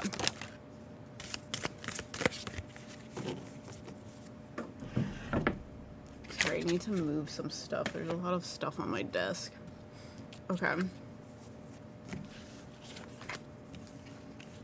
So, spiritual practice related. Tiny. If I manage, I'll tell you. Fantastic.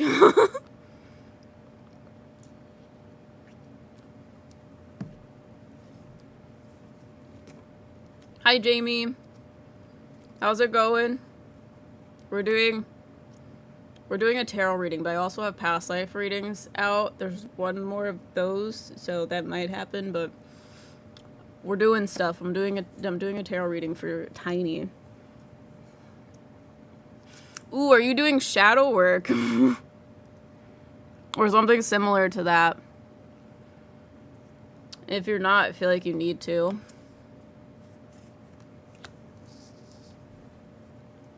I feel like you're being forced to be quite honest. I feel like it's very much like you don't want to. Let me just like tell you what I see. So your first card, I have the Three of Swords.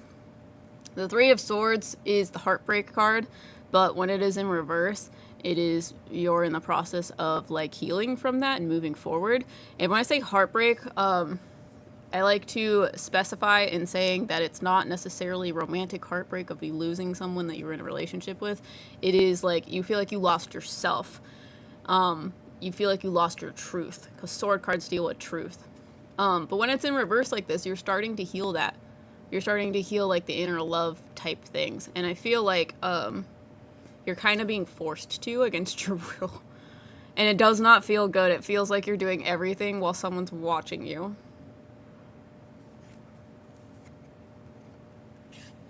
See you, paper flower.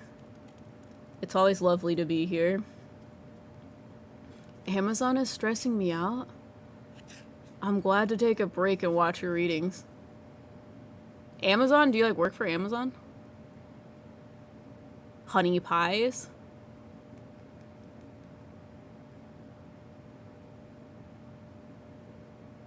Side question. Riker, are the kittens enjoying the bird channel? Listen, when we open YouTube, it makes like a sound, and our cats will come running to see if we're putting on cat TV for them. Tiny says, I have been distracted over here. Sorry. I have been distracted over it from its original form of journaling. I feel like I'm going through it because my cat has been pushing me in a way that makes me uncomfortable and have to face my emotions. Yeah, I feel like your life is forcing you to heal. But I think it's...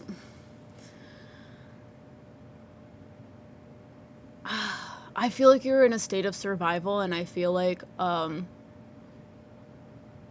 you're being forced to choose if you want to continue to feel this way or if you want to actually do something about it. And because it is so uncomfortable, you're choosing to do something about it. But again, it is not truly your choice. You would prefer not to have to do it, but in order to continue surviving, it is the option. Because it's very much like you have this Queen of Wands in reverse, and I feel like you embody this energy, which is very like creative, positive, strong, feminine energy. It's in a wand card.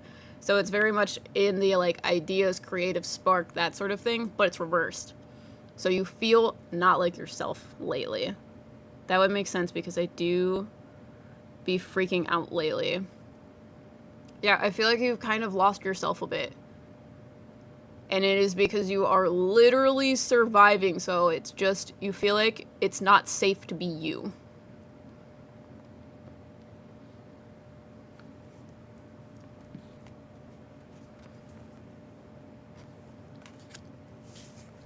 And then your next two cards, they cross. So when cards cross for me, it's because one card blocks the other. Okay.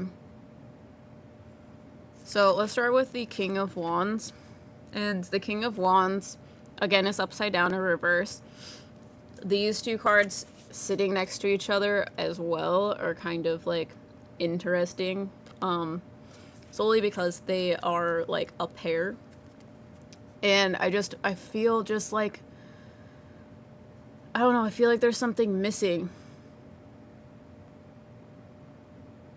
Hold on, I have a question. I feel like that someone might be helping you with this.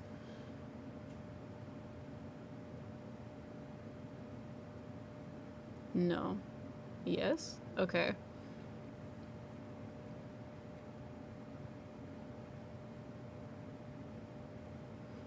Are you in a relationship currently? I don't know if this is a relationship or someone coming in to help you with it, but it's like King and Queen of Wands. But they're both reverse. And the thing that's like making me question it is you have the Lovers on top of it. So I'm like, this is definitely something in relation to like changing the way that you are perceiving the world. And a lot of times a person will do that. So I'm like, I don't know if it's a lover. I don't know if it is just like a new person in your life or you're just seeing the person first time in your life. No, but I've been talking to someone who I practice spiritual things with. That might be it, because it doesn't feel romantic. That's why I'm like, I don't get it. But they're making you feel like a different perspective. But I feel like you're kind of also in the same boat as you feel like not okay and like you're surviving. Is that this person? Because I feel like there is a like complementary presence in your like life right now that is causing you to start healing. And it is because they are a reflection of, they're reflecting what you are doing in your life. So they're kind of like not allowing you to continue on toxic ways. They like don't take crap from you, if that makes sense. But that's like not the right way of putting it either. But this King of Wands is being blocked by the Lovers card, and the Lovers card usually deals with relationships. When it is sideways like this, it is usually outward relationships with other people, versus the relationship you have with yourself. So, in order for this relationship to impact you, to flip this card over, to make you feel more like yourself, you need to be accepting of yourself. Because that's what this card is saying. You need a balance of, like, you need to see yourself as an equal. Because I feel like they make me feel like there's, like, a belief system that you have that is keeping you in the place where you are at. It's kind of like a...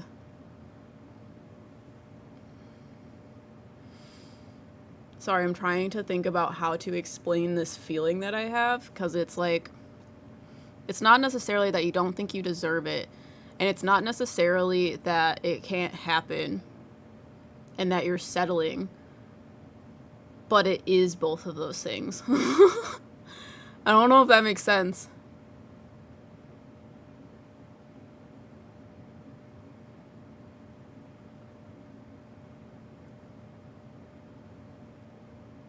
What ways can I open up my intuition and what ways am I blocking it? Okay, I'll do honey pies after. So you'll catch the, like, beginning of it.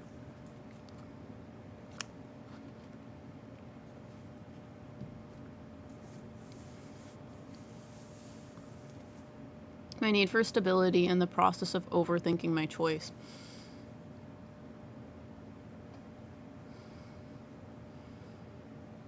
It's kind of like, why me?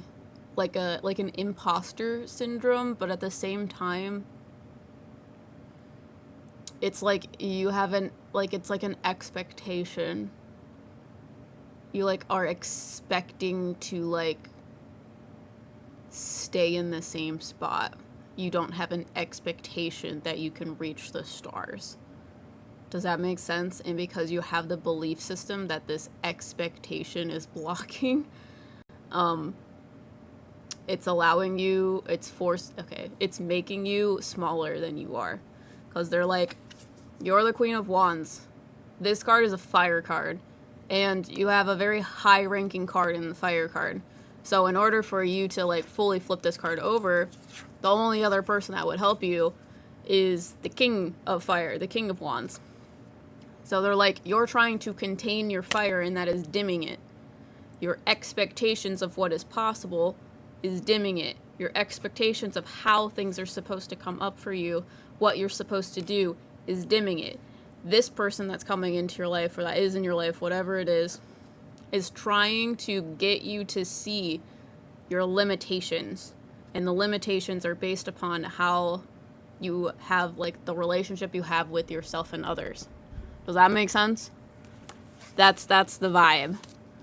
Because this being blocked is causing you not to listen to your intuition. The more you are able to, like, have love for yourself, the more you will open doors and remove that expectation with the Queen of Swords. The Queen of Swords is unapologetically being yourself. I'm totally in love with your shelves. Oh yeah, back there, we did that for Smoke and Mirrors. So, sorry, my pendulum is in the way.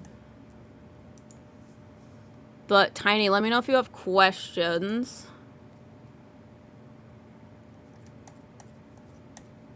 But we do our podcast over there. So we made it look all Smoke and Mirrors-esque. So check us out over there. I can't seem to stop exploring them. Tiny says, okay, I get it. I do have that, like, wishful thinking, but I always downplay it like it would never happen. Yeah, because they make me feel like you're a very, very, like, creative, aspirational person. You're the type of person where someone's like, you can't do this, and you're like, I'll fucking show you, which is why it's out of character. But you have, like, these deep-rooted beliefs that are creating an expectation of what is supposed to happen, and that is what is getting in the way. Should I be pursuing a lot of the positive thoughts or ideas that come up? You need to be more open-minded to perspective change. Because it's not about positivity. It's not about any of that. You have this, like, the way they want to explain it to me is, like, how they're explaining it is, I, for the longest time, were friends with people that took advantage of me, and I didn't realize that they were taking advantage of me. I didn't realize that they had, like, these more toxic traits. So when they did something that, like, was a betrayal or, like, stabbed me in the back, I would always be like, oh, well, they're just going through these things. Like, you can't find, like, perfect people. You have to, what is the thing that people say a lot? You have to be very forgiving in a relationship. No one's perfect. That created a belief expectation in my head that no one's perfect, so I shouldn't expect someone to, like, always be nice to me. That blocks you from finding people that are actually just wanting to be nice to you all the time. It's kind of like that. Sorry, I, like, smashed my microphone with my fingers. But it's like that. You have, like, an expectation that is creating a belief system that is forcing you to make yourself small. So another example would be, like, you have this huge crazy dream that you want and is, like, trying to reach the stars, and people are like, you cannot build a ladder tall enough to get to the stars. So you're like, oh, well, that's it, you're right. But, like, okay, why don't we just, like, make a ship, like a spaceship? Why is the only option to make a ladder? It's kind of like that. Okay, solid. So being more open-minded to perspective change and not downplay my shit. Yeah, and those types of beliefs, because they are so deep-seated, that is why you have the other person, because the other person is going to change that in you. Because a lot of times changing a core belief is just simply not possible for you. Does that make sense? You, like, don't realize it's there because it is just so deep-seated. It is just, this is how life is. You know what I'm saying? So that is why you have that other person coming in. Okay, so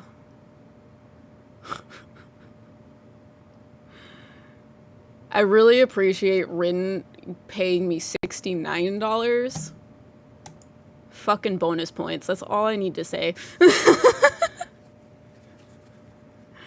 Okay, yeah, it makes sense. Thank you for the reading. No problem. Thank you. I really appreciate all the support. But honey pies. Let me read your question again. Hold on. I have to leave around 4:30, but my question for the cards is, what ways can I open up my intuition and what ways it's blocking it? Okay, so let's start with what ways. Let's do both at the same time. What ways can I open my intuition? Okay. The first thing they're going to talk about is how to, they want me to say you need to use physicality first because it is hard for you to see beyond that. Which I will get into in a second. Give me a second to pull some more cards. Okay. Okay, okay.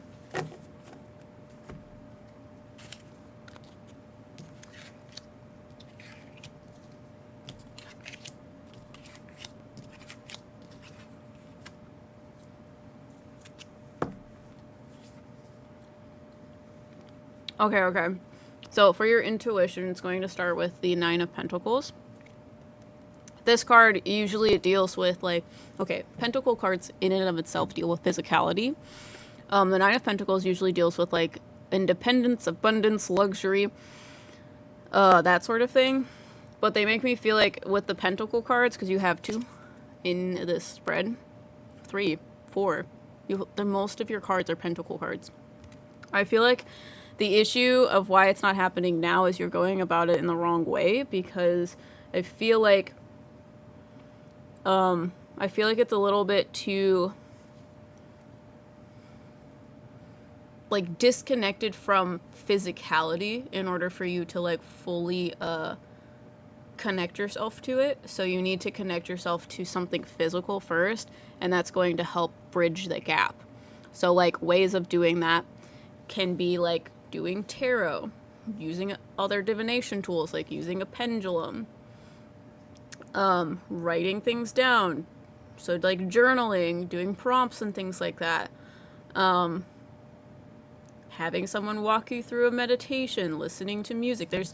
You need like something physical to start it off with, because you have this Knight of Cups, which I'm viewing this as the like intuition, because cups usually deal with like intuitiveness. This is usually like, how do I want to explain this in this context? This is my Prince Charming card. This card usually deals with like, I want to say like it deals with like passion, open-heartedness. That's a good word for it. I usually view this as like your dream come true, your passions come true. It's like your goal that you're looking for. You also can see she has like a little heart. Heart is dealing with connection, that sort of thing. But it's in reverse because they're a little bit too materialistic about stuff. And when I say materialistic, it is we're getting caught up in the like physical barrier. So you need to have some sort of like bridge for it.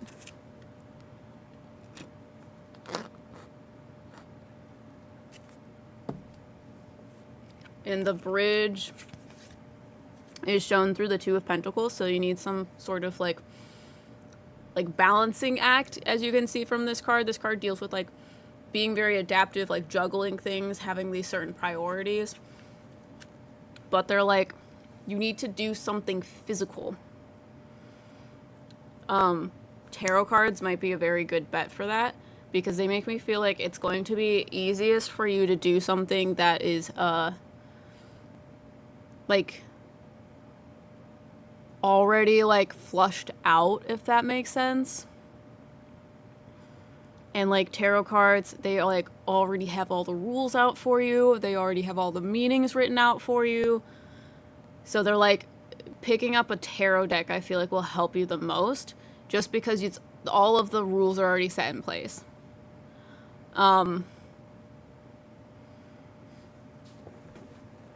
But that is, I feel like that is the biggest barrier that you have right now is,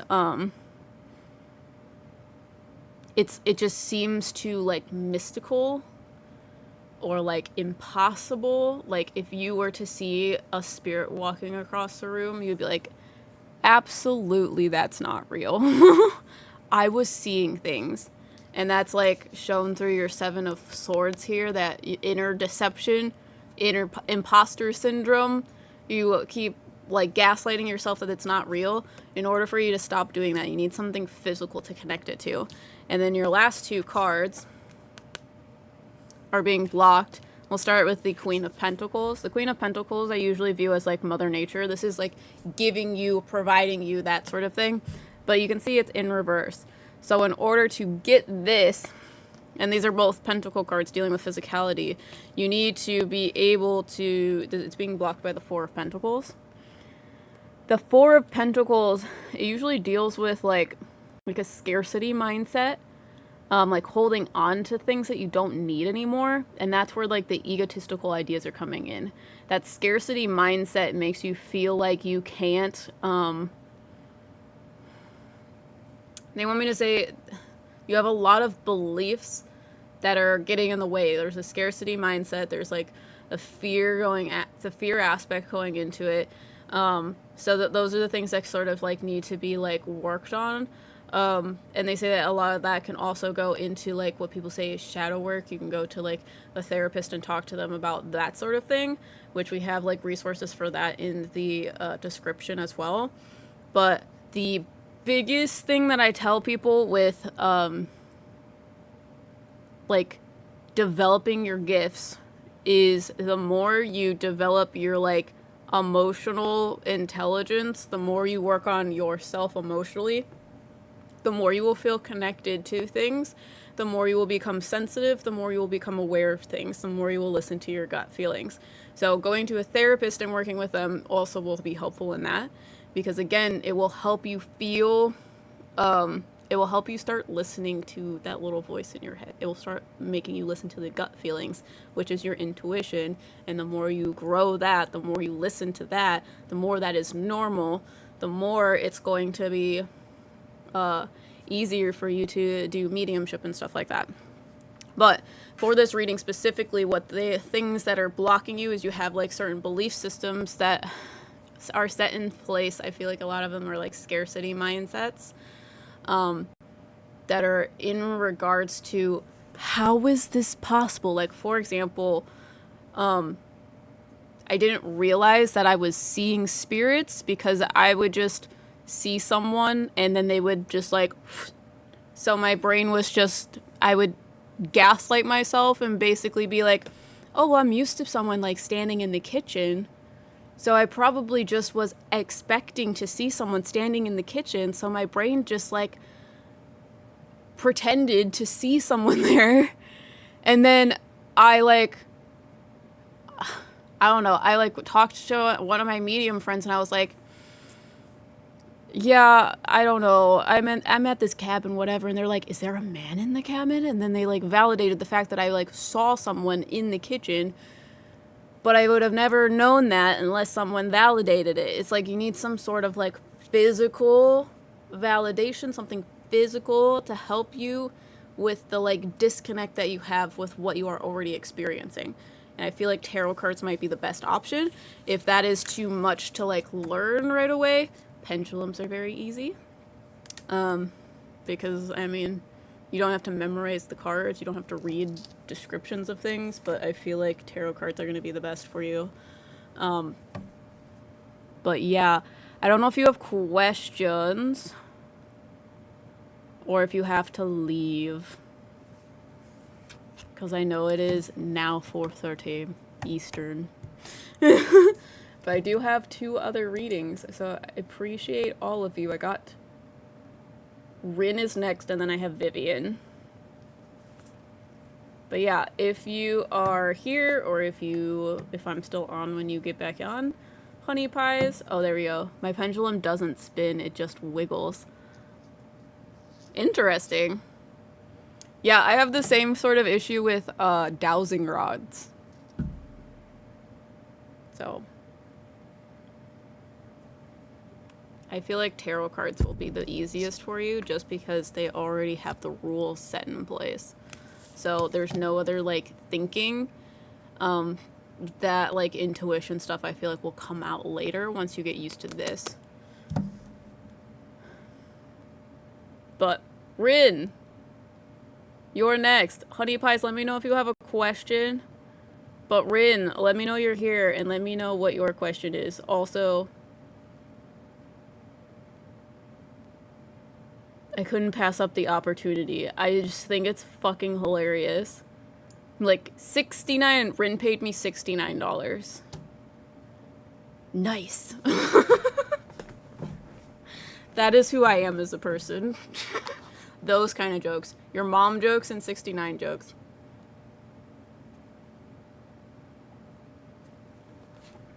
Hi, I'd like to know about any human past life.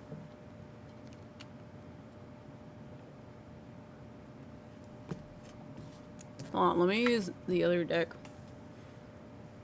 I don't think I can get it out of here. Oh, no, we can. We're fine.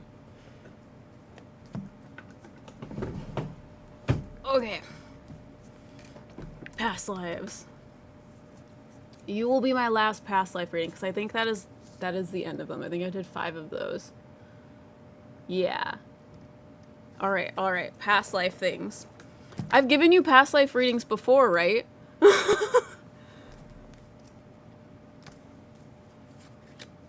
Oh. Fuck. Do you want a human one? You gave me one recently and now I'm obsessed. Do you want a human one or do you want a non-human one? I know that you said that you want a human one, but I do have a non-human one that I can slightly mention if you do want a human one. Oh man, I was about to buy a past life reading. It says you have 2. Do you want a past life reading? I can stock it for you. I'll move some over. Just for you, Melissa. We're gonna put 1 here. Save changes. And then shop. That's not the right button. No one was like interested in them before. Okay, Melissa.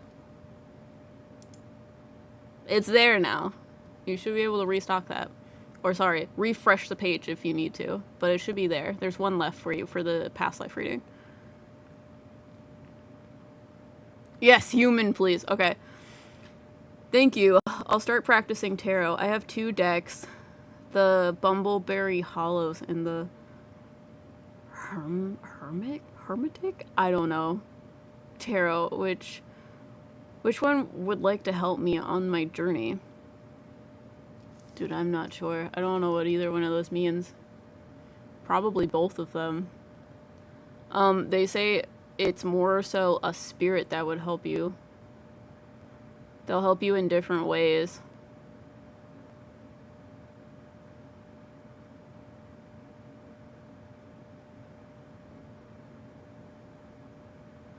I feel like I think it's the Bumbleberry one will help you more with emotional things, and then the other one will help you more with logical type things, but yeah.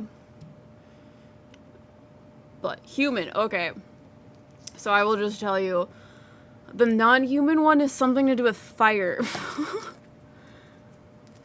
I feel like you're like some sort of fire elemental. So you're welcome. We'll do a human one though.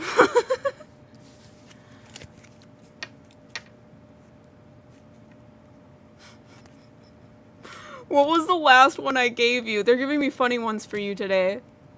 Ooh, I love that. I do love fire. Yeah, you're like this big like rock lava-esque type dude, and I feel like you are responsible for,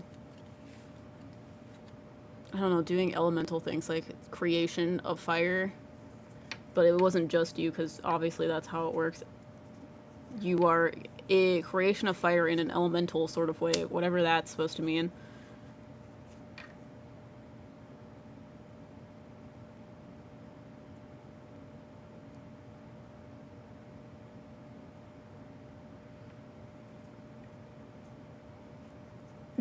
You told me like a pirate, like criminal who had a foot injury, a wife, and a kid. Okay, great. Hold on. This.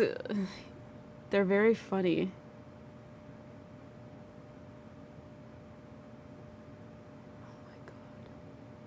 You're not the elemental.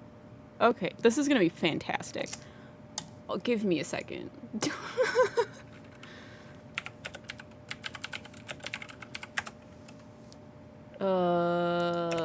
I forget what his name is. No.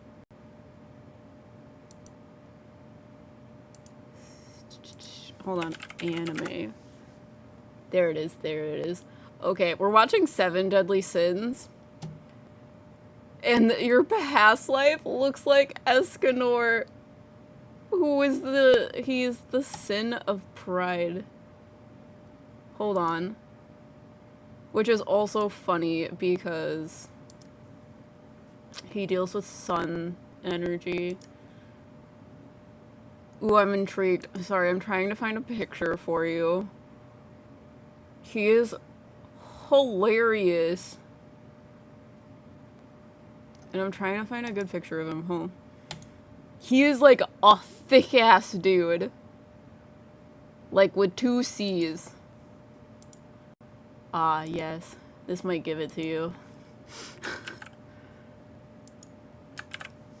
Yeah, Riker and I have been watching Seven Deadly Sins, and a lot of the things that I've been talking to in readings have thought it has been funny. Mostly because my spirit guides have been using the Seven Deadly Sins to explain different things in my life to me. Let me see if this gives it to you. Escanor. He is so funny. So basically for Escanor, he's the lion sin of pride. For Escanor, as a character in the Seven Deadly Sins, not as your past life, he gets like super big and his power level increases when the sun comes out during the day. So he goes from this like teeny tiny scrawny dude to this like thick ass dude. And the picture I sent you is when the sun's out. But he has an axe that looks like the sunshine because his power deals with the sun. The sun gives him fuel. And he becomes like invincible at 12 when the sun is like directly overhead. It is hilarious. He is fucking amazing, and he's the most arrogant person ever solely because he's the sin of pride. But they're like using that in my head to explain this dude, and I'm like, are we sure you're not the elemental I was talking about? And he was like, no. And I'm like, oh, this is amazing. I'm like, you're kind of like, you're like Grog's Strongjaw from Critical Role as well. There's this dude, he's like huge, like bodybuilder-esque person. And you're human. Okay, we're human. He's huge, and I think that's why it's hilarious as shit. Cause he's just so big. He had a mustache. I feel like that's important to note. Well, this dude also has a mustache. Grog, I love him! Yeah, we've been watching the first campaign of Critical Role, and I tell Riker on the daily that Travis Willingham was contemplating, because he's playing this barbarian that is, like, absolutely massively huge, but he has a, like, intelligence score of, like, 6, which is really fucking low, and we just passed the part where they, like, asked him to, like, toss down a rope for them to like get out of this hole, and he was like fighting he was fighting himself to not just throw the entire rope down the hole. And I'm like, no, you should have done it. I also love a mustache, but this past life is very, very, very like loud, masculine, sun, Leo, yeah, prideful. Grog has so many great moments. Fucking true. I fucking love Grog. It's hilarious. But I feel like you're a bodybuilder. I don't think I will be able to figure out the time period. I know nothing about bodybuilding.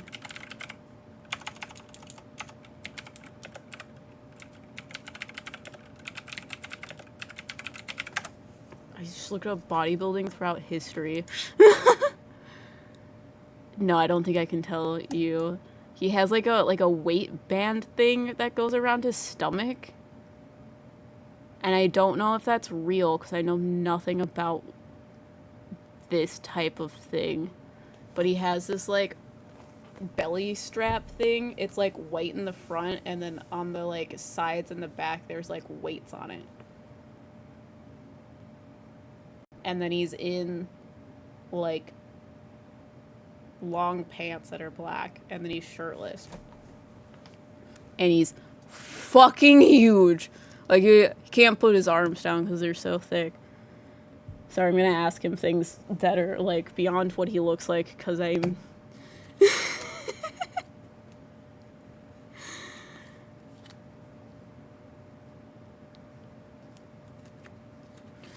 he's talking about confidence. I feel like he didn't have a lot of confidence when he was younger, which is why he got into bodybuilding.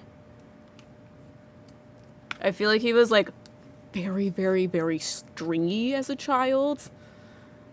Which it is so hilarious that I'm talking about this like dude's body. Hot. I'm a Leo in this life. I know you told me that, and I'm like, why are all of your fucking past lives, like, in relation to the sun and are on fire? I'm like, it can't be a coincidence. But I feel like he is very, which is probably why he's showing me Escanor specifically, because Escanor has a, like, string bing, form, I guess.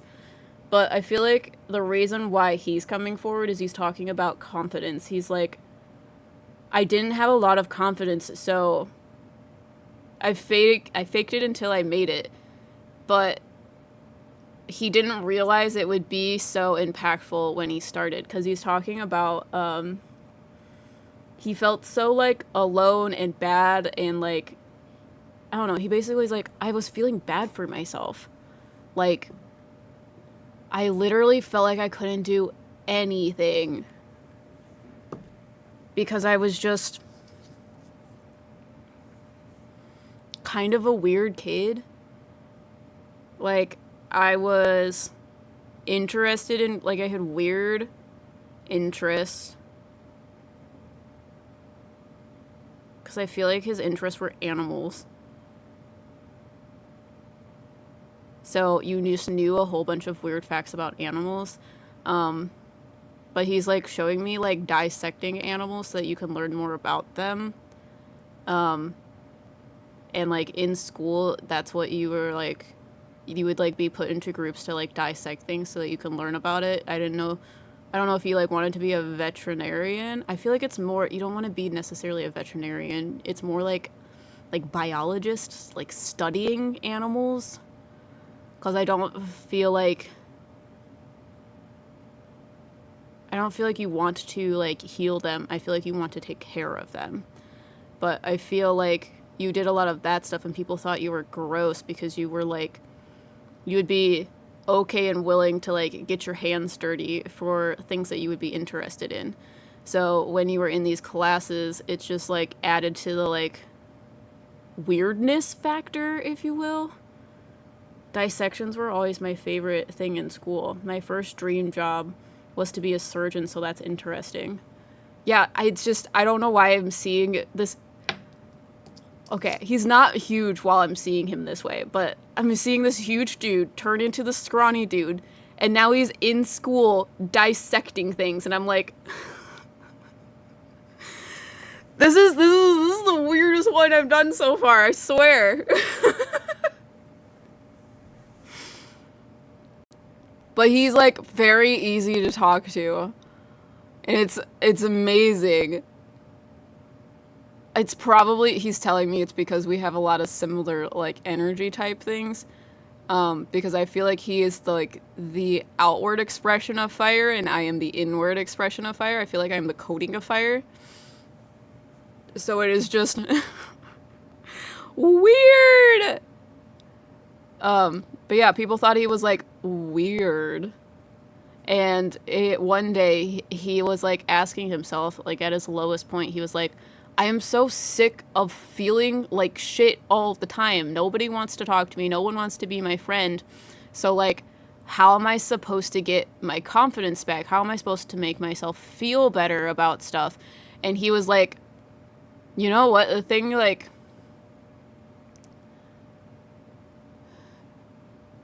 sorry, I like don't know how to say it the way he wants me to say it. But he's like, I did the thing that I like would be least expected to do. He's like, okay, think about it like this. If you want to be more confident, what would be the like craziest thing that you could do that would make you more confident? And he's like, get physically stronger. If you get physically stronger, then it will cause you to get stronger in other areas of your life. That was his like kind of logic. Because he's like, other people in my life at the time when I was like a kid wouldn't see me as the bodybuilding type. But the reason why I did it is because it made me healthier. It made me literally physically feel stronger. And it gave me more confidence in myself. So he's talking about confidence and how his life is helping you to regain that as well. Do you have questions? I don't know what time period he's from. So.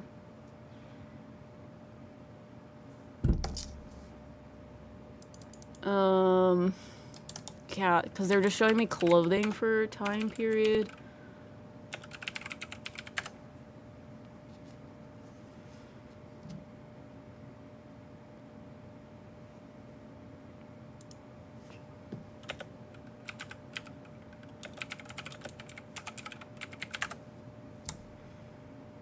Yeah, I don't know. Because he's like showing me like aged clothing of like doctors and stuff. Like when doctors had like the white hats that they wore or whatever. That's like the period of when he existed. But I don't know how to figure that out. Absolutely. I love that for him. I feel like we're pretty good at feeling confident. I resonate a lot with him. Mm-hmm. Yeah, he is hilarious. Riker and I really love the Escanor from Seven Deadly Sins. He is just amazing. He's in love with Merlin. Sorry, I'm telling you all of the spoilers. If you don't want to hear them, don't listen to me. But he, dude, I don't know. I just think it's hilarious having, like, giant anime men. Because they're just, like, so out of place. Like, their voices are so fucking deep, and usually their entire character is surrounded by why they are so fucking massive. I need to watch that now. It's really good. There's a lot of, like, I guess, sequels. We're watching the Dragon Sin one. So...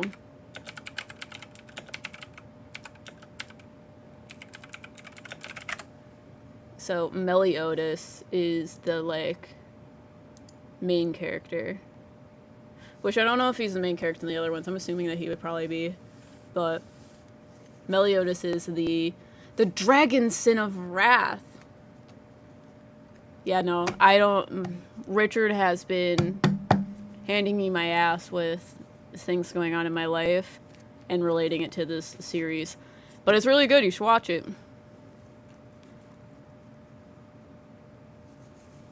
I'll forget them, so don't worry.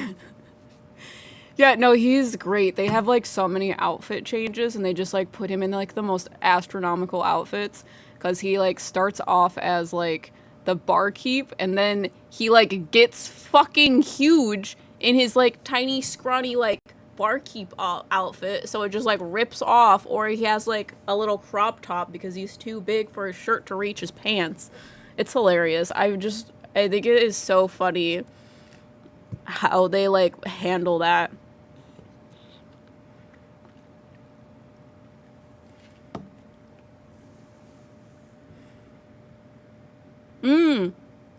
Off topic, but have you guys seen the Apothecary Diaries? I love that anime series. Def recommend. Give me a second. Hold on.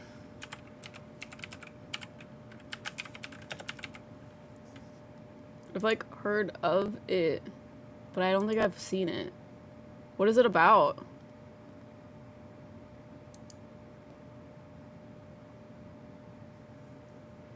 Oh my god, I love the Clearly I cannot talk today. I feel like I've not been able to talk all day today. Oh, does he have anything to say to us? If not. Okay, if not.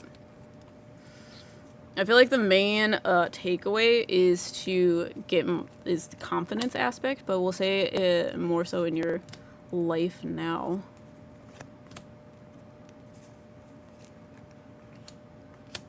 Okay.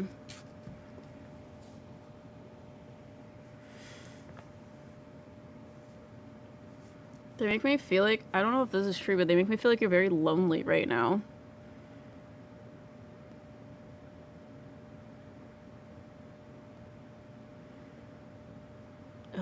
What card is this? 9 of Cups. I feel like you're, I don't know. He says that you feel very lonely right now. And it's kind of like putting a damper in things. I feel like you feel very alone, but at the same time you want like huge, great things. And it's causing you to like want more for yourself. And he wants to say you can achieve those things. You don't have to feel alone. It's the same thing in asking what can make you feel more confident. Yeah, he's talking about, which is like interesting. He's like, anytime you feel lost, because I feel like this whole fucking live stream is like that. Like the main message of this live stream is like, if you feel lost, if you focus on yourself, you won't feel lost anymore. Things will just be attracted to you. But if you feel lost, you're going to continue to stay lost.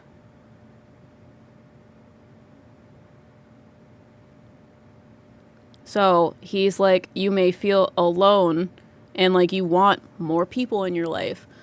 Like you want to have more friends. You want deep personal connections. In order to get those things, you would think that you need to focus on finding someone to be friends with you. But that would be difficult for you to do because, again, if you're trying to do that, you're like, well, are they the right person? It's kind of like you have to vet them or whatever. And he's like, well, no. The most simplest way to find friends is to work on yourself, and then they will just appear. They will just be attracted to you. Does that make sense? They're like, anything in your life that you could possibly want, if you work on yourself, it will be attracted to you. He's like talking about manifestation. So he's like, that's why in my life it worked out so well, because like, yes, I was working on my body, so it doesn't make sense that I would have this like great community, but I did. All the things that I wanted because I worked on myself were attracted to me. Same kind of difference, which is like kind of frustrating because it's also kind of a reading towards me, which is why it's been happening all day today. Because they're like, oh, you lost all your friends? That's because they fucking suck. Work on yourself and you'll get friends that actually like be more meaningful to you. You know what I mean? And then Jada says, it takes place in China in the past. Main girl is an apothecary and she gets kidnapped and sold to a palace as a worker. She solves mysteries with her extensive knowledge of plants and medicine. That sounds amazing. Isn't there a book about this? I feel like I've also heard about a book. Is that the book that we got? Hold on. Maybe I'm high. Maybe it's called something else. I think it's called something else because it's not the manga. Anyways. Yeah, it's from a manga. I'm thinking about something else, not the manga. But anyways.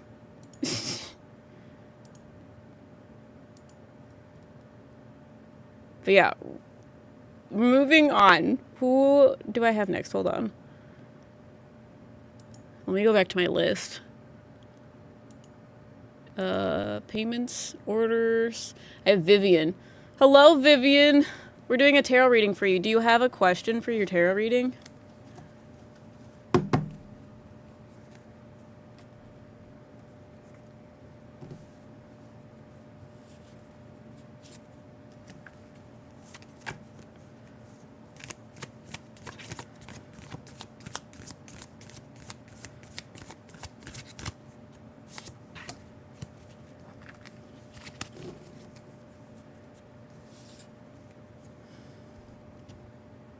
Been live for like almost 3 hours. God damn! How many do I have? I think I might have one reading left. But if people aren't interested in it, that's also fine, because I think there's just one in here. Yeah. Cool. I don't know, I've been in a very good mood the last week. I've been cleaning our, like, deep cleaning our house, and it's been very weird. It looks so, like, different. Vivian, hi! Could I get a reading from my younger brother, for my younger brother? What's his block, and is there someone for him? Okay. Sounds good, sounds good. When you say block, what do you mean? And actually, don't tell me that, I'll tell you, it's fine. Because I'm just, like, want to make sure that I just want to make sure that it's not, because it sounds like it's too different one. I've noticed your mood. The astrology people on TikTok say it's because Uranus is out of Taurus. I'm not sure how that would, like, matter to me, because I don't think any of my whatevers are in Taurus, but Uranus is somewhere. I don't know. I have to look at my chart again. Thanks. I want to word vomit all about him. Yeah, because I'm like, is this block about the love reading? But I'm like, nah, it doesn't matter. It's fine. I'll figure it out.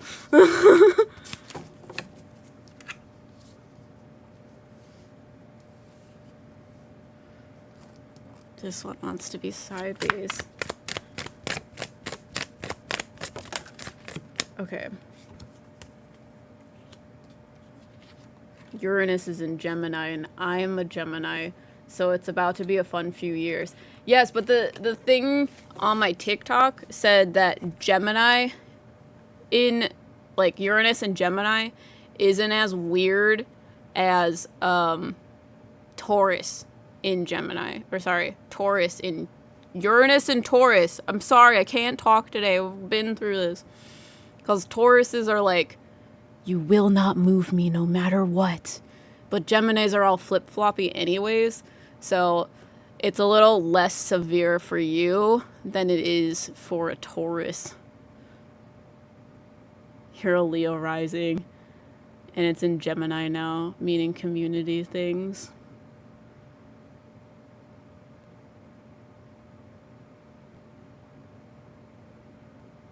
Wait, what does that mean? Hold on.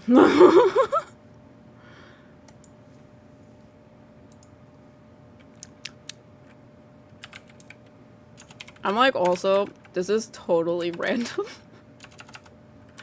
But I'm pretty sure my dog's Leo rising as well. Because I don't know the time in which she was born, but the other option was so not her, so I'm just guessing. Hold on, I'm putting my chart in here so I can know what you're talking about, because I feel like I'm missing something.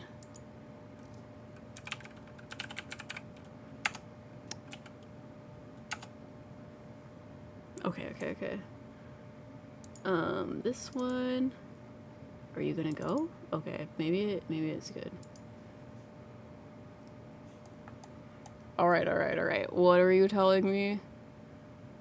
It's in Gemini now, meaning community things. Where is Uranus? Uranus is in my 6th house.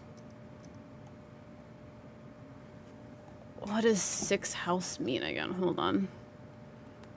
Sorry, I apparently have a lot of thoughts about things.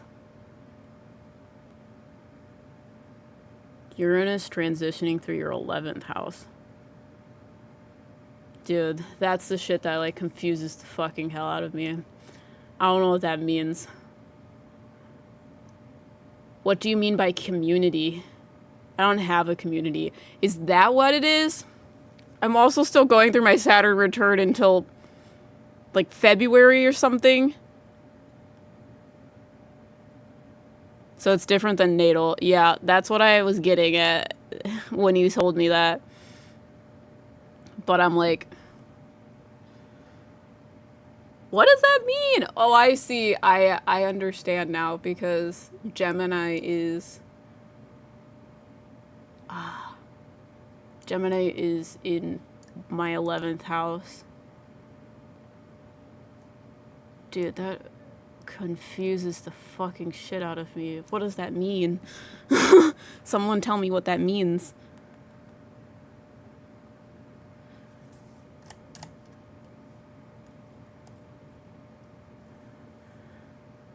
Hold on, I have like a sheet in here that like tells me the secrets of astrology, sort of. But I'm just like, what does that mean? Why are you doing this to me? Groups and friends. Okay, so me talking about having new friends. Yeah, Uranus is the planet of like chaos. So it going through my community and friendships is weird, because like I just like lost all of my friends. So I'm like, you can't catch me, devil. I ain't got any friends left. But maybe that's what they're talking about. I'm loving the astro talk. Yeah, dude, this is like one of my special interests, because I'm like, stop calling me out. What are you saying? Yeah, Gemini is in my 11th house. And the 11th house is community and friends. So I'm going to have chaotic. Does that mean I'm going to get friends and then they're going to leave? Because what is the transit for Uranus? It's 7 years, right? Or am I crazy?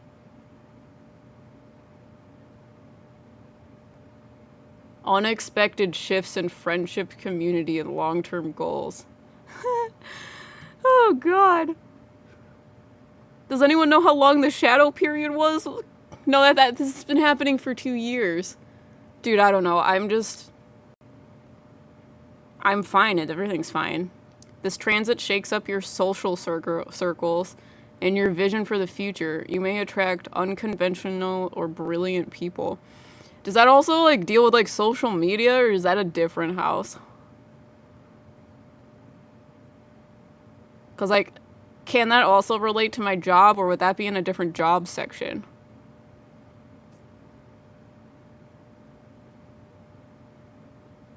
I know I'm supposed to be reading you, but you have opened up my can of worms of astrology. I do have cards for you laid out. And we're talking about your brother. Social media too. Great. Great. Glad we can know that the chaos is still happening.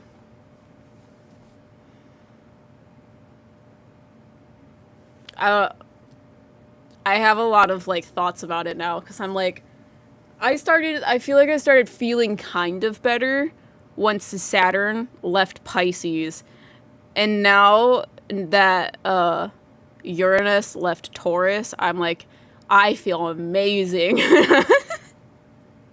It's very weird, and I'm scared, because usually when I feel amazing, 2 weeks later something horrible happens.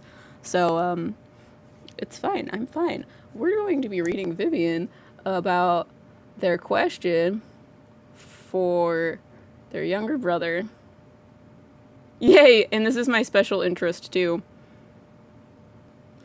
Do we know when Saturn is going back into Pisces. Asking for a friend. We're all fine. Because it's supposed to retrograde back into Pisces, which of all things is fucking horrible. But it's fine, it's fine. I don't want to look at all this shit that I just did. Haha, yeah.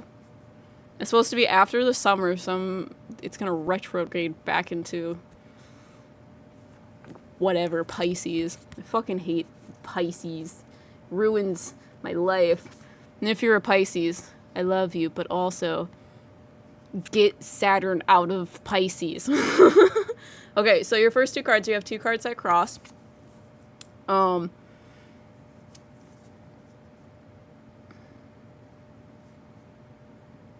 haven't even looked at my birth chart. I feel like I'd just be confusing because I know next to nothing about astrology.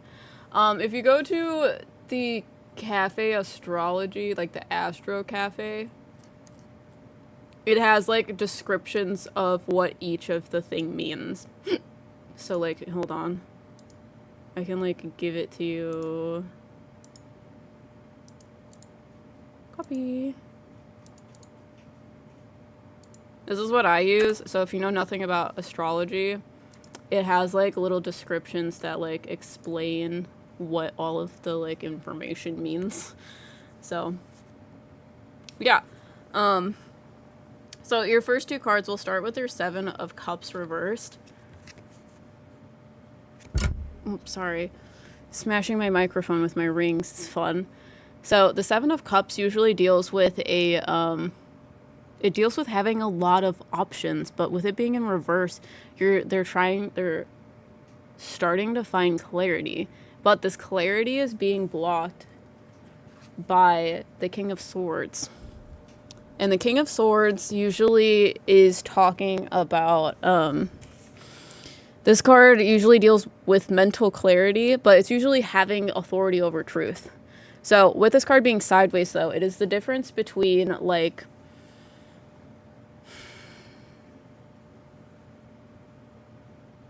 sorry, I'm, like, asking them how to explain it. Because you have two sides of masculinity when you have king cards. So when the card is sideways, it represents a decision or action based upon both meanings of the cards, the upright and the reversal. So when you have the upright and reversals, this is the light and shadow side of the card.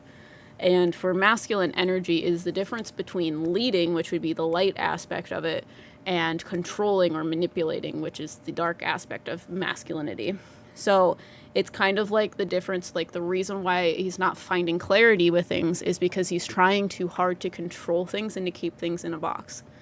It's kind of like when you tell someone that, I don't know, what's his sun sign, if you don't mind me asking. Because it's very much a, like, it's hard to tell him anything when he thinks that he's right in the situation. So it's very interesting because they're talking about he's looking for clarity and it is right in front of his face. But in order to accept that clarity into his life, it would be accepting that the horse is going to guide him into whatever he's supposed to do instead of him guiding the horse. So it's either loosening his reins and letting the horse decide where we're going, or tightening it how he's doing it right now. It's this is how they're explaining it to me, because when you're riding a horse, if you clench too much with the reins to try to control the horse, you're going to go backwards because you're pulling too tightly.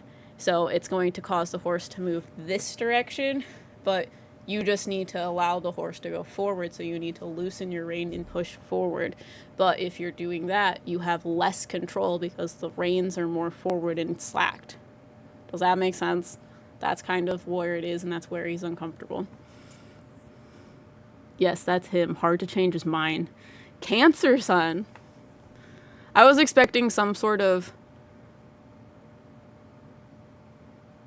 I don't know, I was expecting some sort of earth sign. Which I think is funny. But Cancer sun, Aries rising, and Scorpio moon. Scorpio moon would be deep, I think. Scorpio moon, you would probably just think very deeply about your emotions, and you would take a lot of time thinking about what you're going to do before you actually do it. And your emotions probably would affect a lot of things, but you wouldn't let anyone know that that is happening. It needs to be a provable fact, and not everything can be proven. Well, it's also kind of like, if he thinks he's right about it, even if you prove him wrong, he's like, no, you're wrong. You know what I'm saying? Like, you could literally show him proof, and he could be like, no, you just don't know what I'm talking about. So he's like, that I feel like is affecting a lot of things in his life.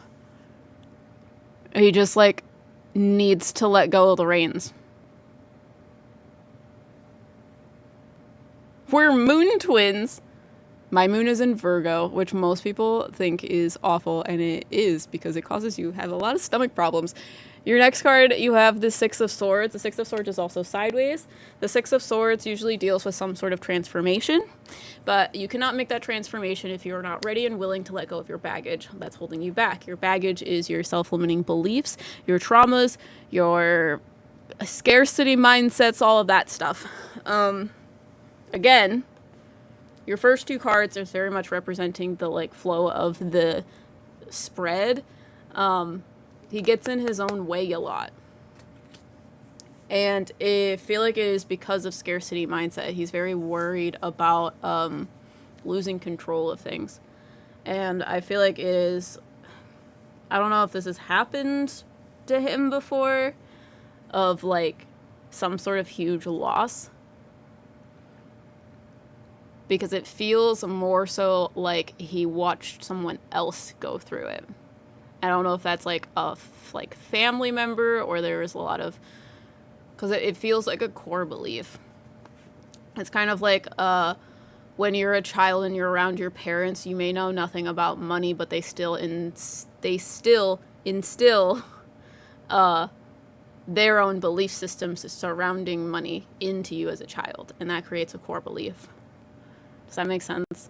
So they're like explaining that he has this core belief that if he is not fully in control of things, so maybe he was in a very, like, unpredictable, like, household, or, like, was overlooked in cases. I feel like that is a lot of, like, things in that sort of sense.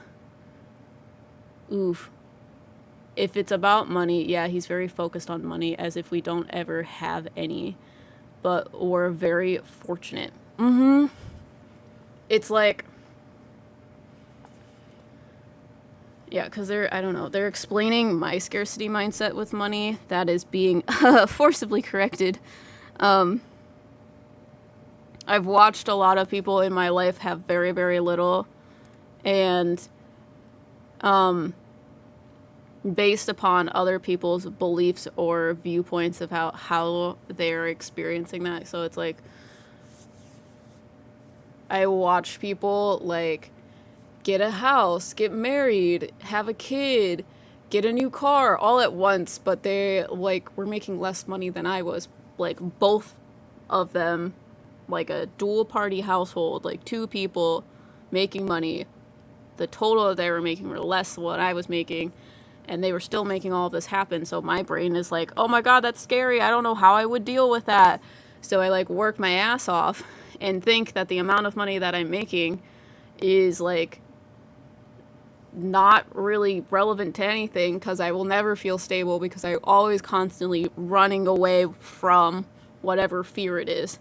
That is the vibe. He's always running away from something, even if he can't see it anymore. Even if he's so far ahead, he can't see it anymore. And it is a core belief that happened, that was instilled in him when he was very young, in the sense of, like, value.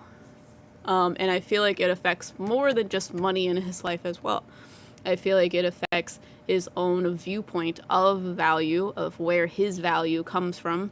And that can be insinuated of, like, he feels like he needs to earn love. He feels like he needs to earn respect. He feels like he needs to earn all of these things that should be the bare minimum and given. And it causes him to act in ways that are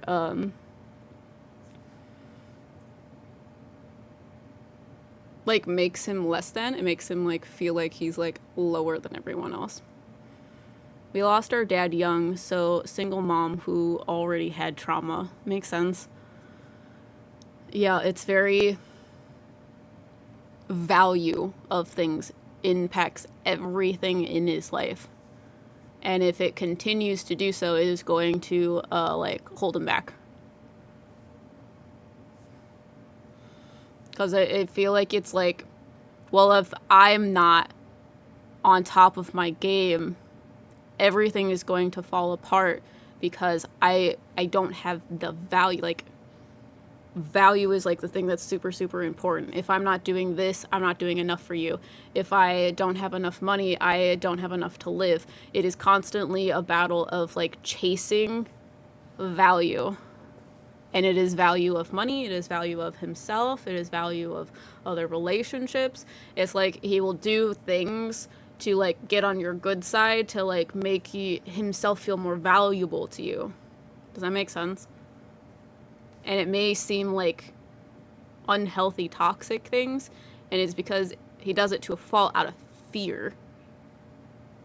Because he doesn't need to earn these like bare minimum concepts, but his core belief makes him feel like he does.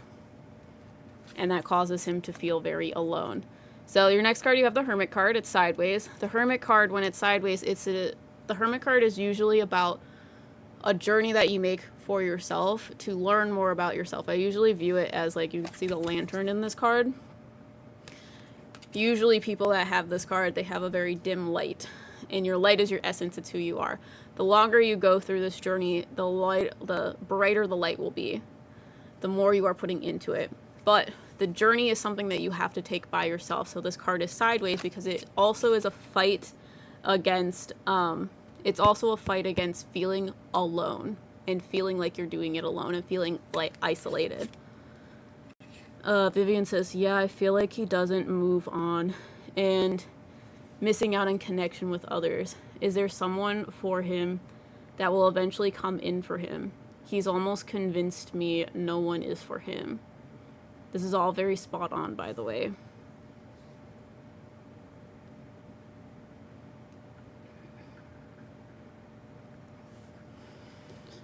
Okay.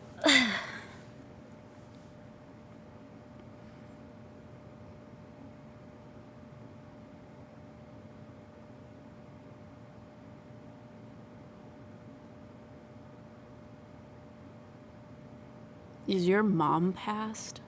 Or, I don't know, is your mom passed? I feel like there's a woman talking to me and she says, there is always someone that is out there for us, but you still have the choice in choosing if it is something you are looking for.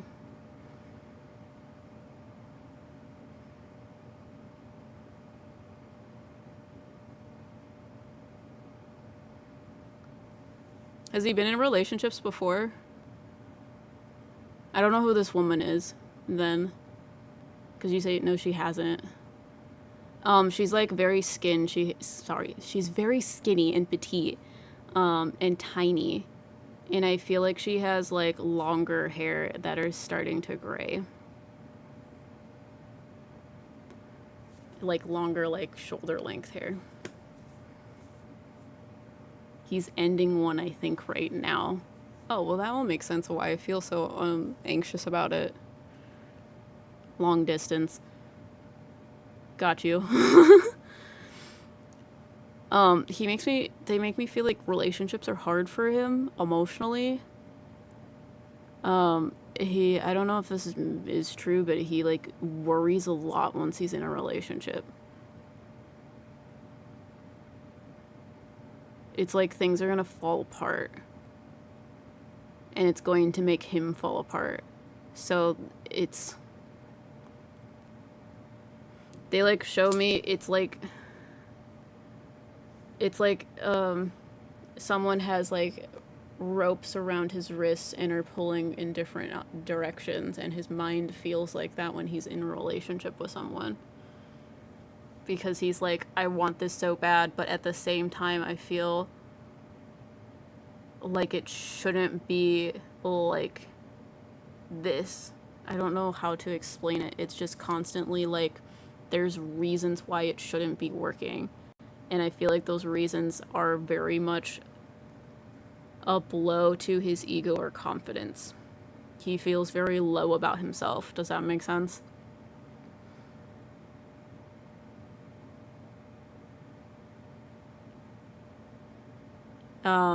They say that he's like looking for a feeling.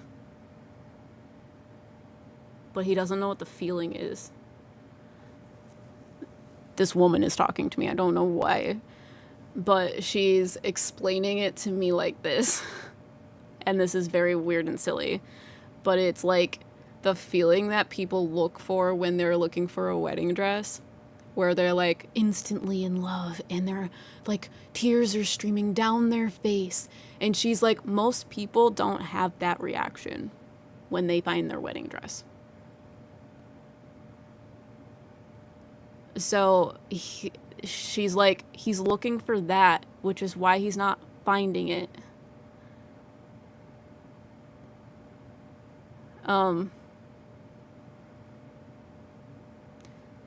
Does he get into a lot of like toxic relationships that are kind of like roller coaster-y? Because she makes me feel like that's also taking a hold on him on things, because that feels more like love than actual love does. Yes. I tried telling him my relationship didn't start that way. I also feel like the person I'm talking to, because she's explaining that he needs someone like her. The person that I'm talking to is kind of like one that will like not really take not being listened to. She kind of like puts people in their place. But once you like calm down and are on her level, then she's like super, super like understanding and compassionate. But like sometimes she needs to get loud to get you there. Does that make sense? She's like, that's the type of woman that he needs. He needs someone to kick sense into him. That's what she says. Because he's like, I feel like he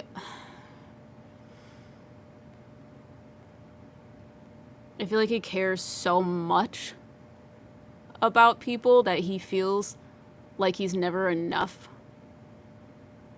It's never enough. Something is wrong. It's his fault. It's just not working. It's not a vibe.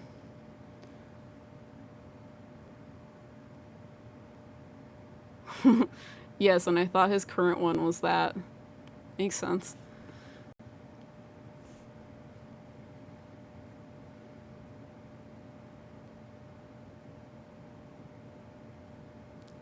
She says that...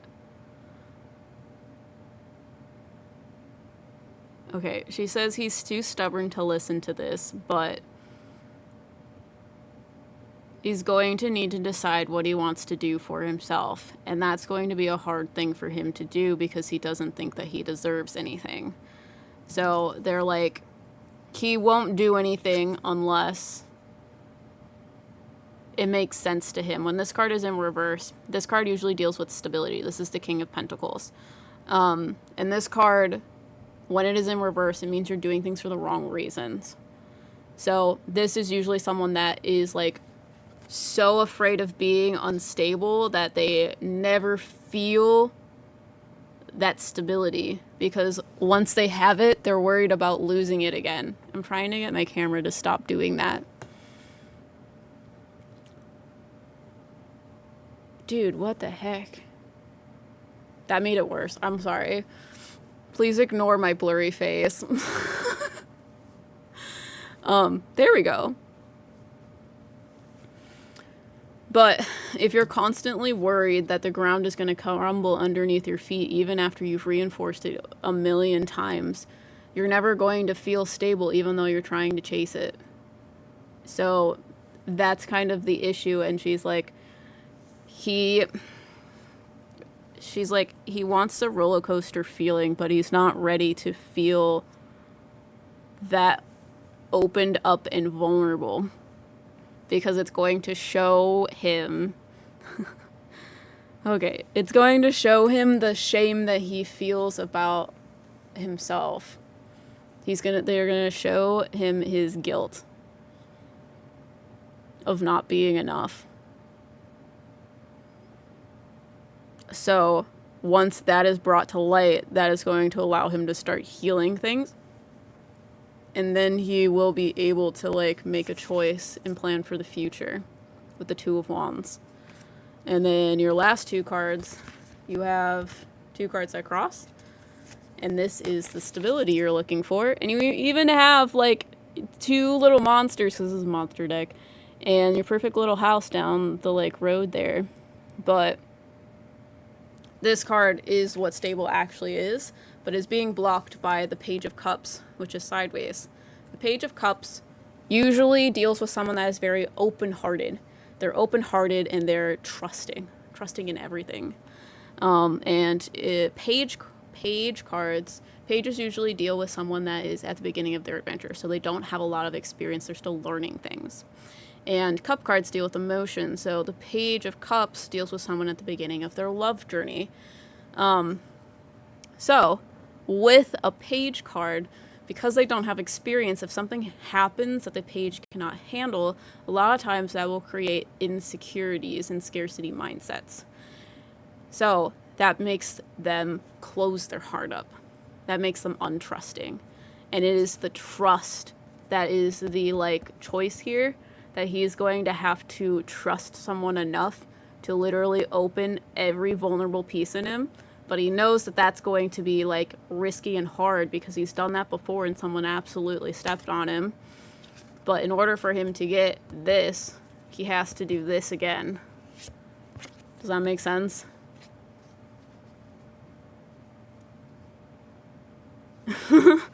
Such a great read. And those two words, guilt and shame, OMG, almost a daily topic.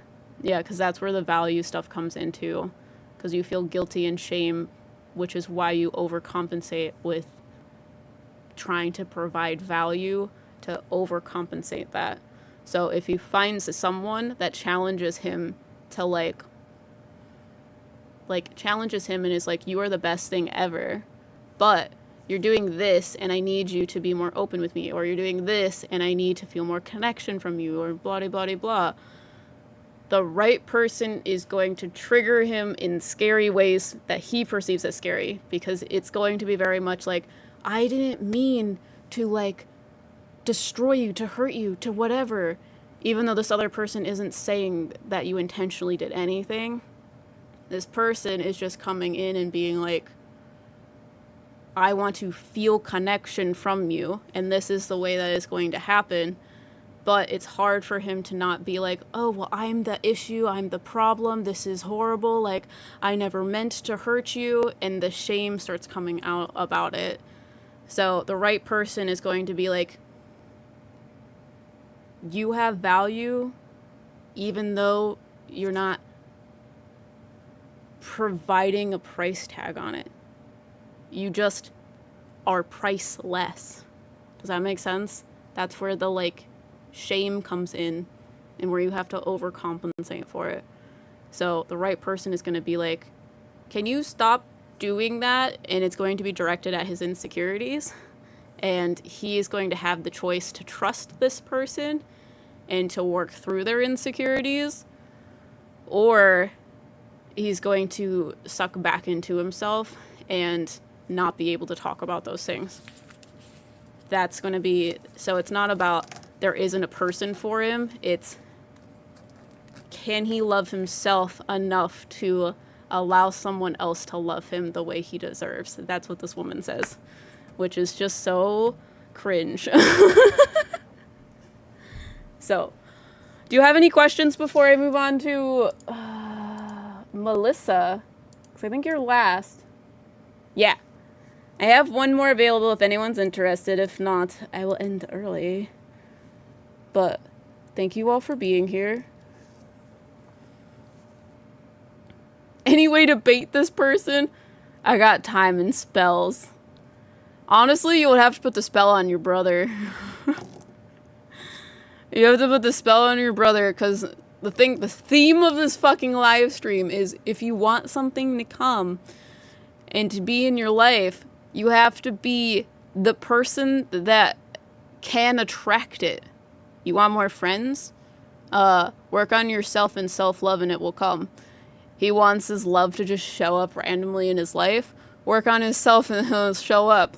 Like, all of the characteristics that he's looking for in a relationship, he should be working on those to have them in himself. Like, he won't need them in another person because he will just have them.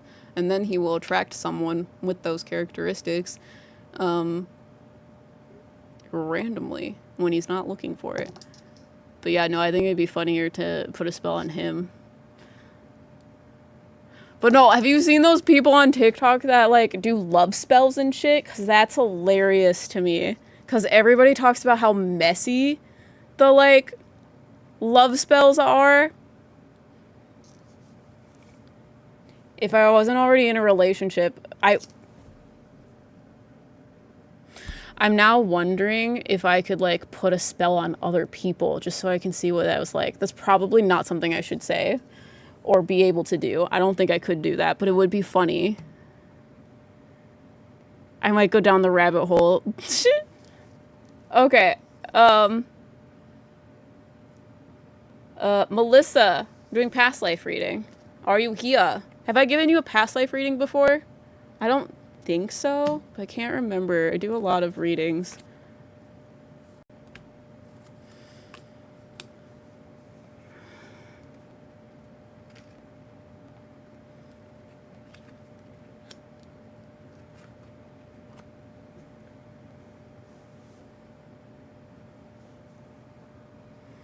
No, just spirit guide readings. Okay, cool, cool, cool.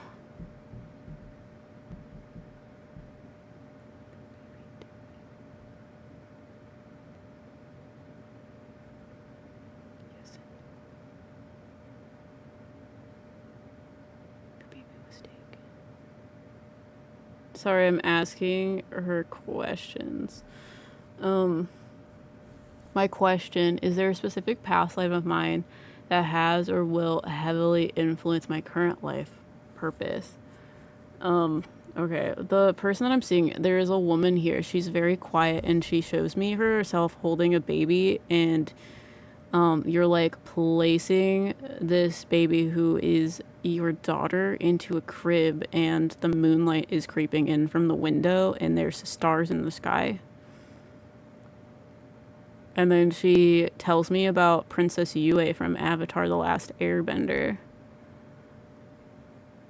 Rainbow baby?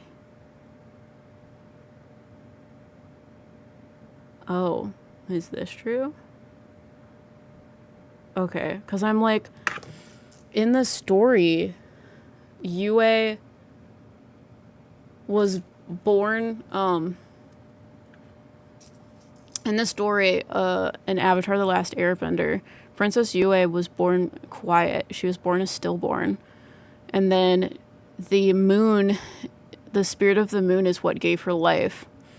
And they're using that to explain that I feel like you wanted a child so badly, but you kept running into issues, and I feel like you had a couple miscarriages, but once the time was right, the same soul that you miscarried was born into this little girl.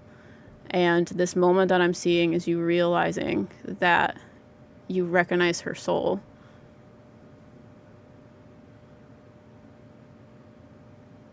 I feel like this person is someone that is in your life as well.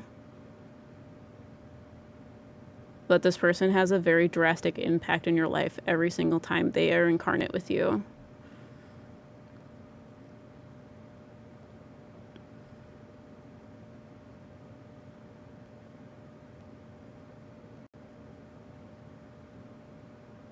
I don't know who it is in your life now, but hold on. Have you met them yet?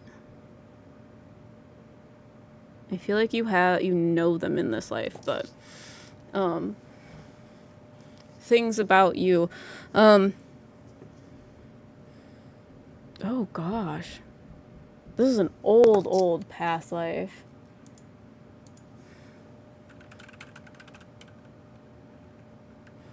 I don't know, they're showing me like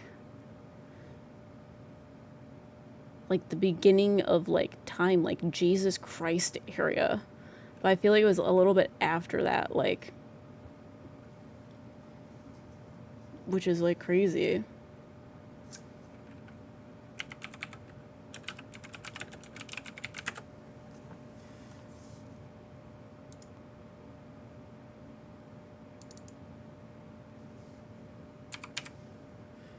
After death. I don't know. I see you in this like a dress, but it's like not the right word. Your head's covered.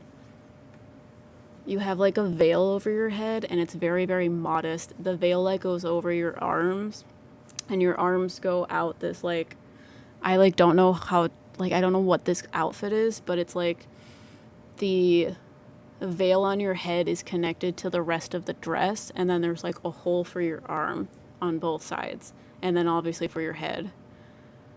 And then it is like a dress going down to the floor, and you're in like a bluish purple color, and then by your face there's like a white something like bonnet almost, and it is like a period of time like where they would use AD. So I feel like having a child was like an accomplishment. And she talks about having such like so little. But the only thing that she ever wanted was to have a child. She's like, enjoying the little things is like the things that are most meaningful, and specifically the little things with connection with people. She's like a very quiet woman, because I'm even like talking quieter. Yes, being a mother was always my dream in life. Since I was little. Yeah, the like, I don't know, the love that this woman has for her child is like overwhelming. Ooh, I wonder if I have one son. Is that the same soul?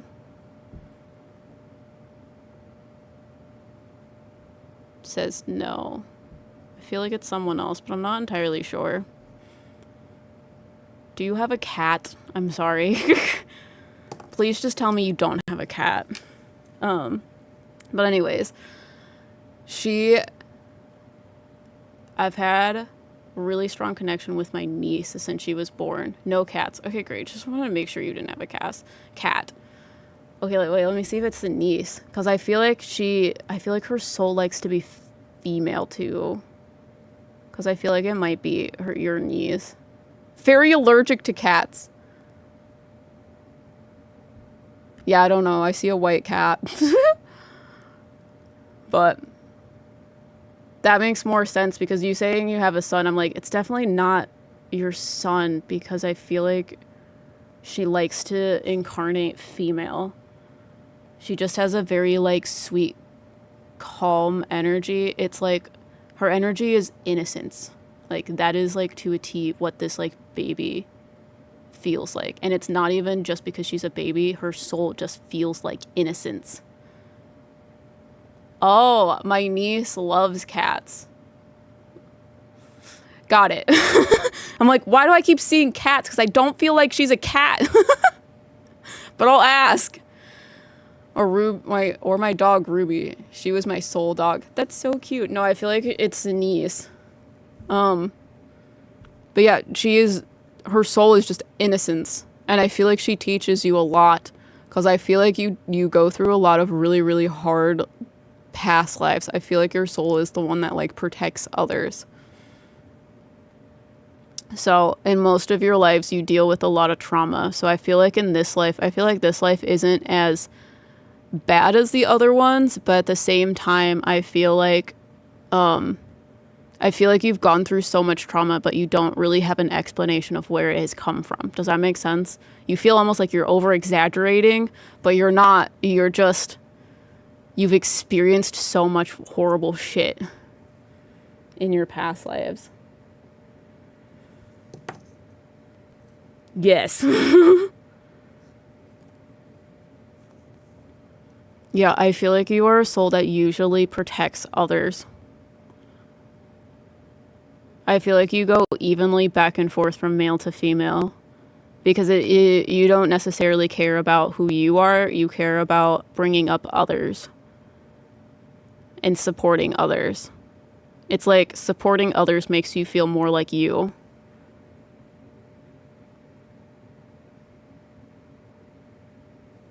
So in this life,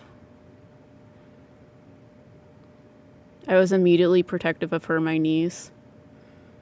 Yeah, I feel like you recognize her. I feel like you incarnate with her a lot. And that's why I'm saying you are the one that protects innocence. Because they're like, you are a protector soul. And this soul that you incarnate with this little girl is innocence. It is just like you living as a being. You are constantly fighting the war against people taking advantage of innocence. Hey, I'm new. Do you got time for a reading for me? I'm doing paid readings right now. I have one more tarot reading available if you're interested. It's linked at the top. But I'm doing a past life reading for Melissa right now. But welcome in. I'm glad that you found us. And 100% and 100% I am always taking care of others. But that's why you incarnate with her a lot, because it's like her existence helps you to understand why you do the things that you do, because it's hard. It's hard existing as you. But you know how impactful it is, so it is the most fulfilling for your soul. That is why you choose to do it over and over and over again. You are the one that fights for the little guy. Which I don't know if this is what you were expecting for a past life reading, but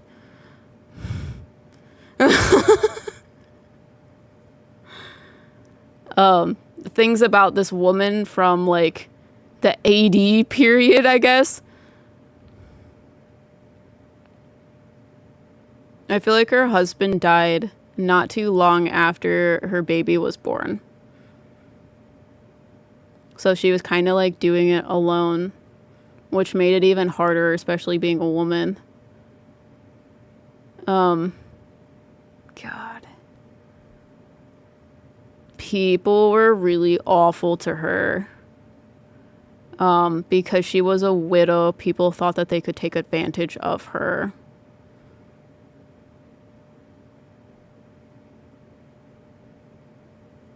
It validates a lot of my current life, honestly. OMG, that gave me the chills.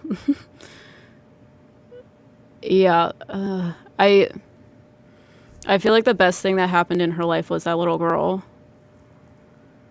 Because I feel like your husband was a lot older than you and got sick with some sort of like upper respiratory sort of infection, because he had a really, really nasty cough. And it was like he was choking on like fluid, like maybe he had like pneumonia or something.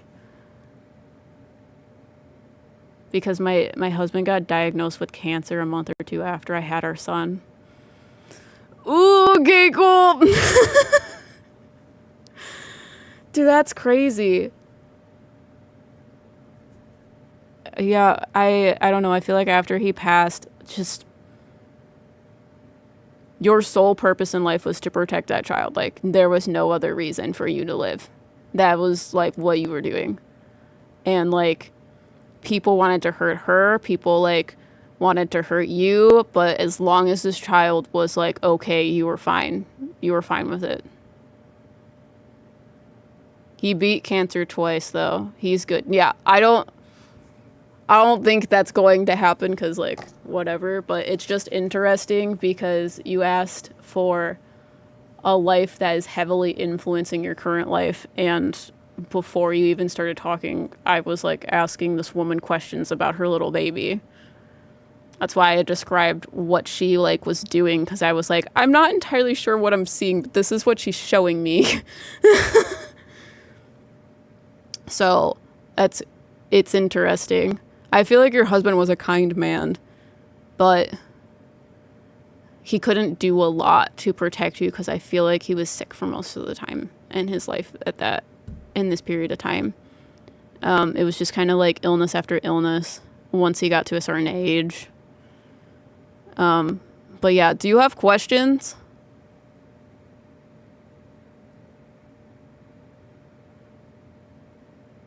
Let me know if you have any other questions.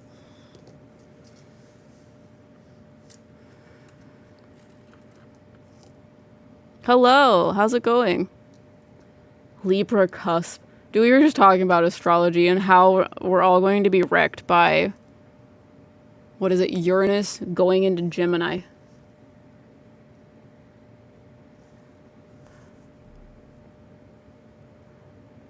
Because apparently I'm going to have chaotic friendships and something about social media, but that's my job. So I'm like, what are you telling me? Very interesting. I love this. It means a lot to me. Is my husband currently part of my life as that woman? Is my husband currently part of my life as that woman? Got you.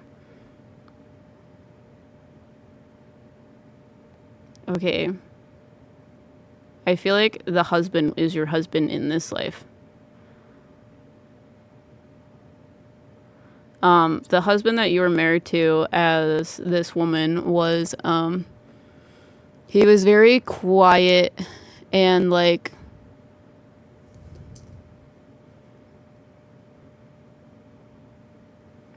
okay, here's how they want to explain it. The woman that I'm talking to is very, very introverted and very quiet. She's very sweet and very, like innocent. So it is very easy to like walk over her, not listen to her, take advantage of her. And this man has a similar energy, but in a masculine sense. So he has more of a like shield personality of like protecting the like little guy as well, but at the same time he's like very soft spoken and checks in because he knows where his place is in society, and he knows he has the ability to take care of those that can't have a voice. Not you describing me as a child. Yeah, I feel like he helps you to regain your voice. So when you are in a relationship with him or when he shows up in your life, it causes you to have more confidence in yourself.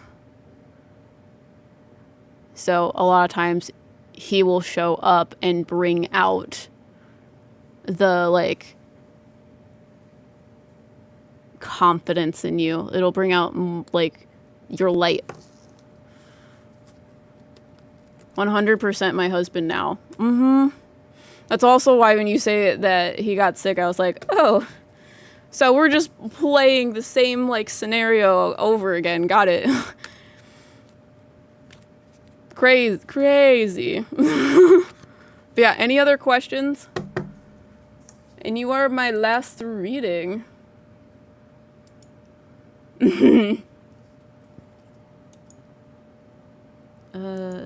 Okay.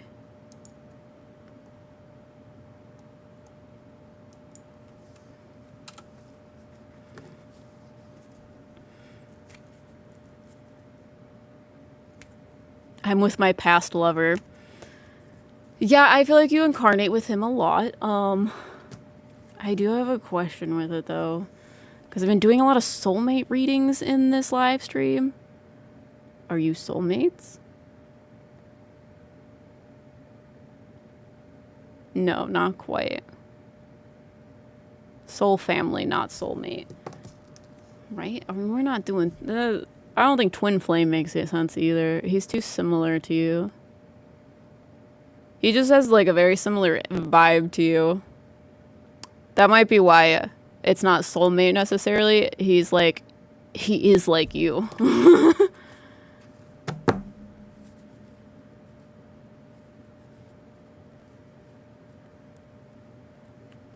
Thank you, Em. We had always said we're soulmates. Lol.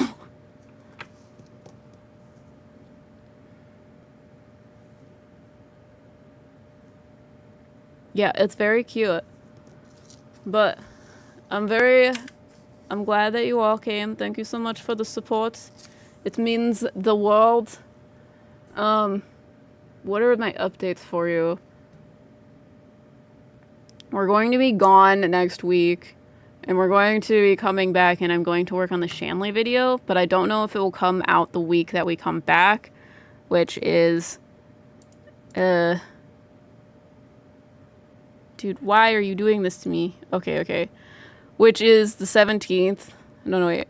We're going to be gone the week of the 14th, and then when we come back, it will be the 24th. I don't know if the video will go out the 24th or the 31st, because we're going to be coming back and potentially picking up a kitten, and then, yeah.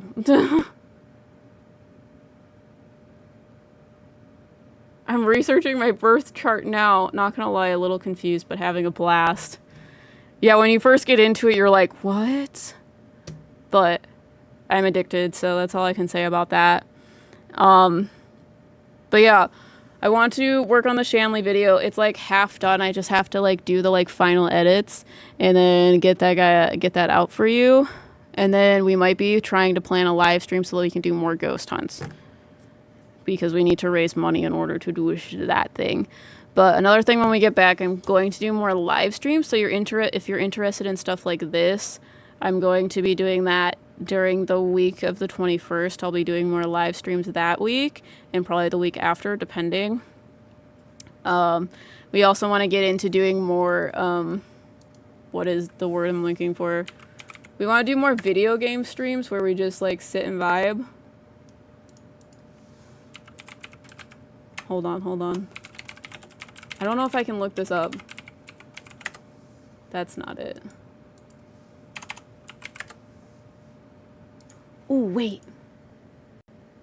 Do you have it in here? No.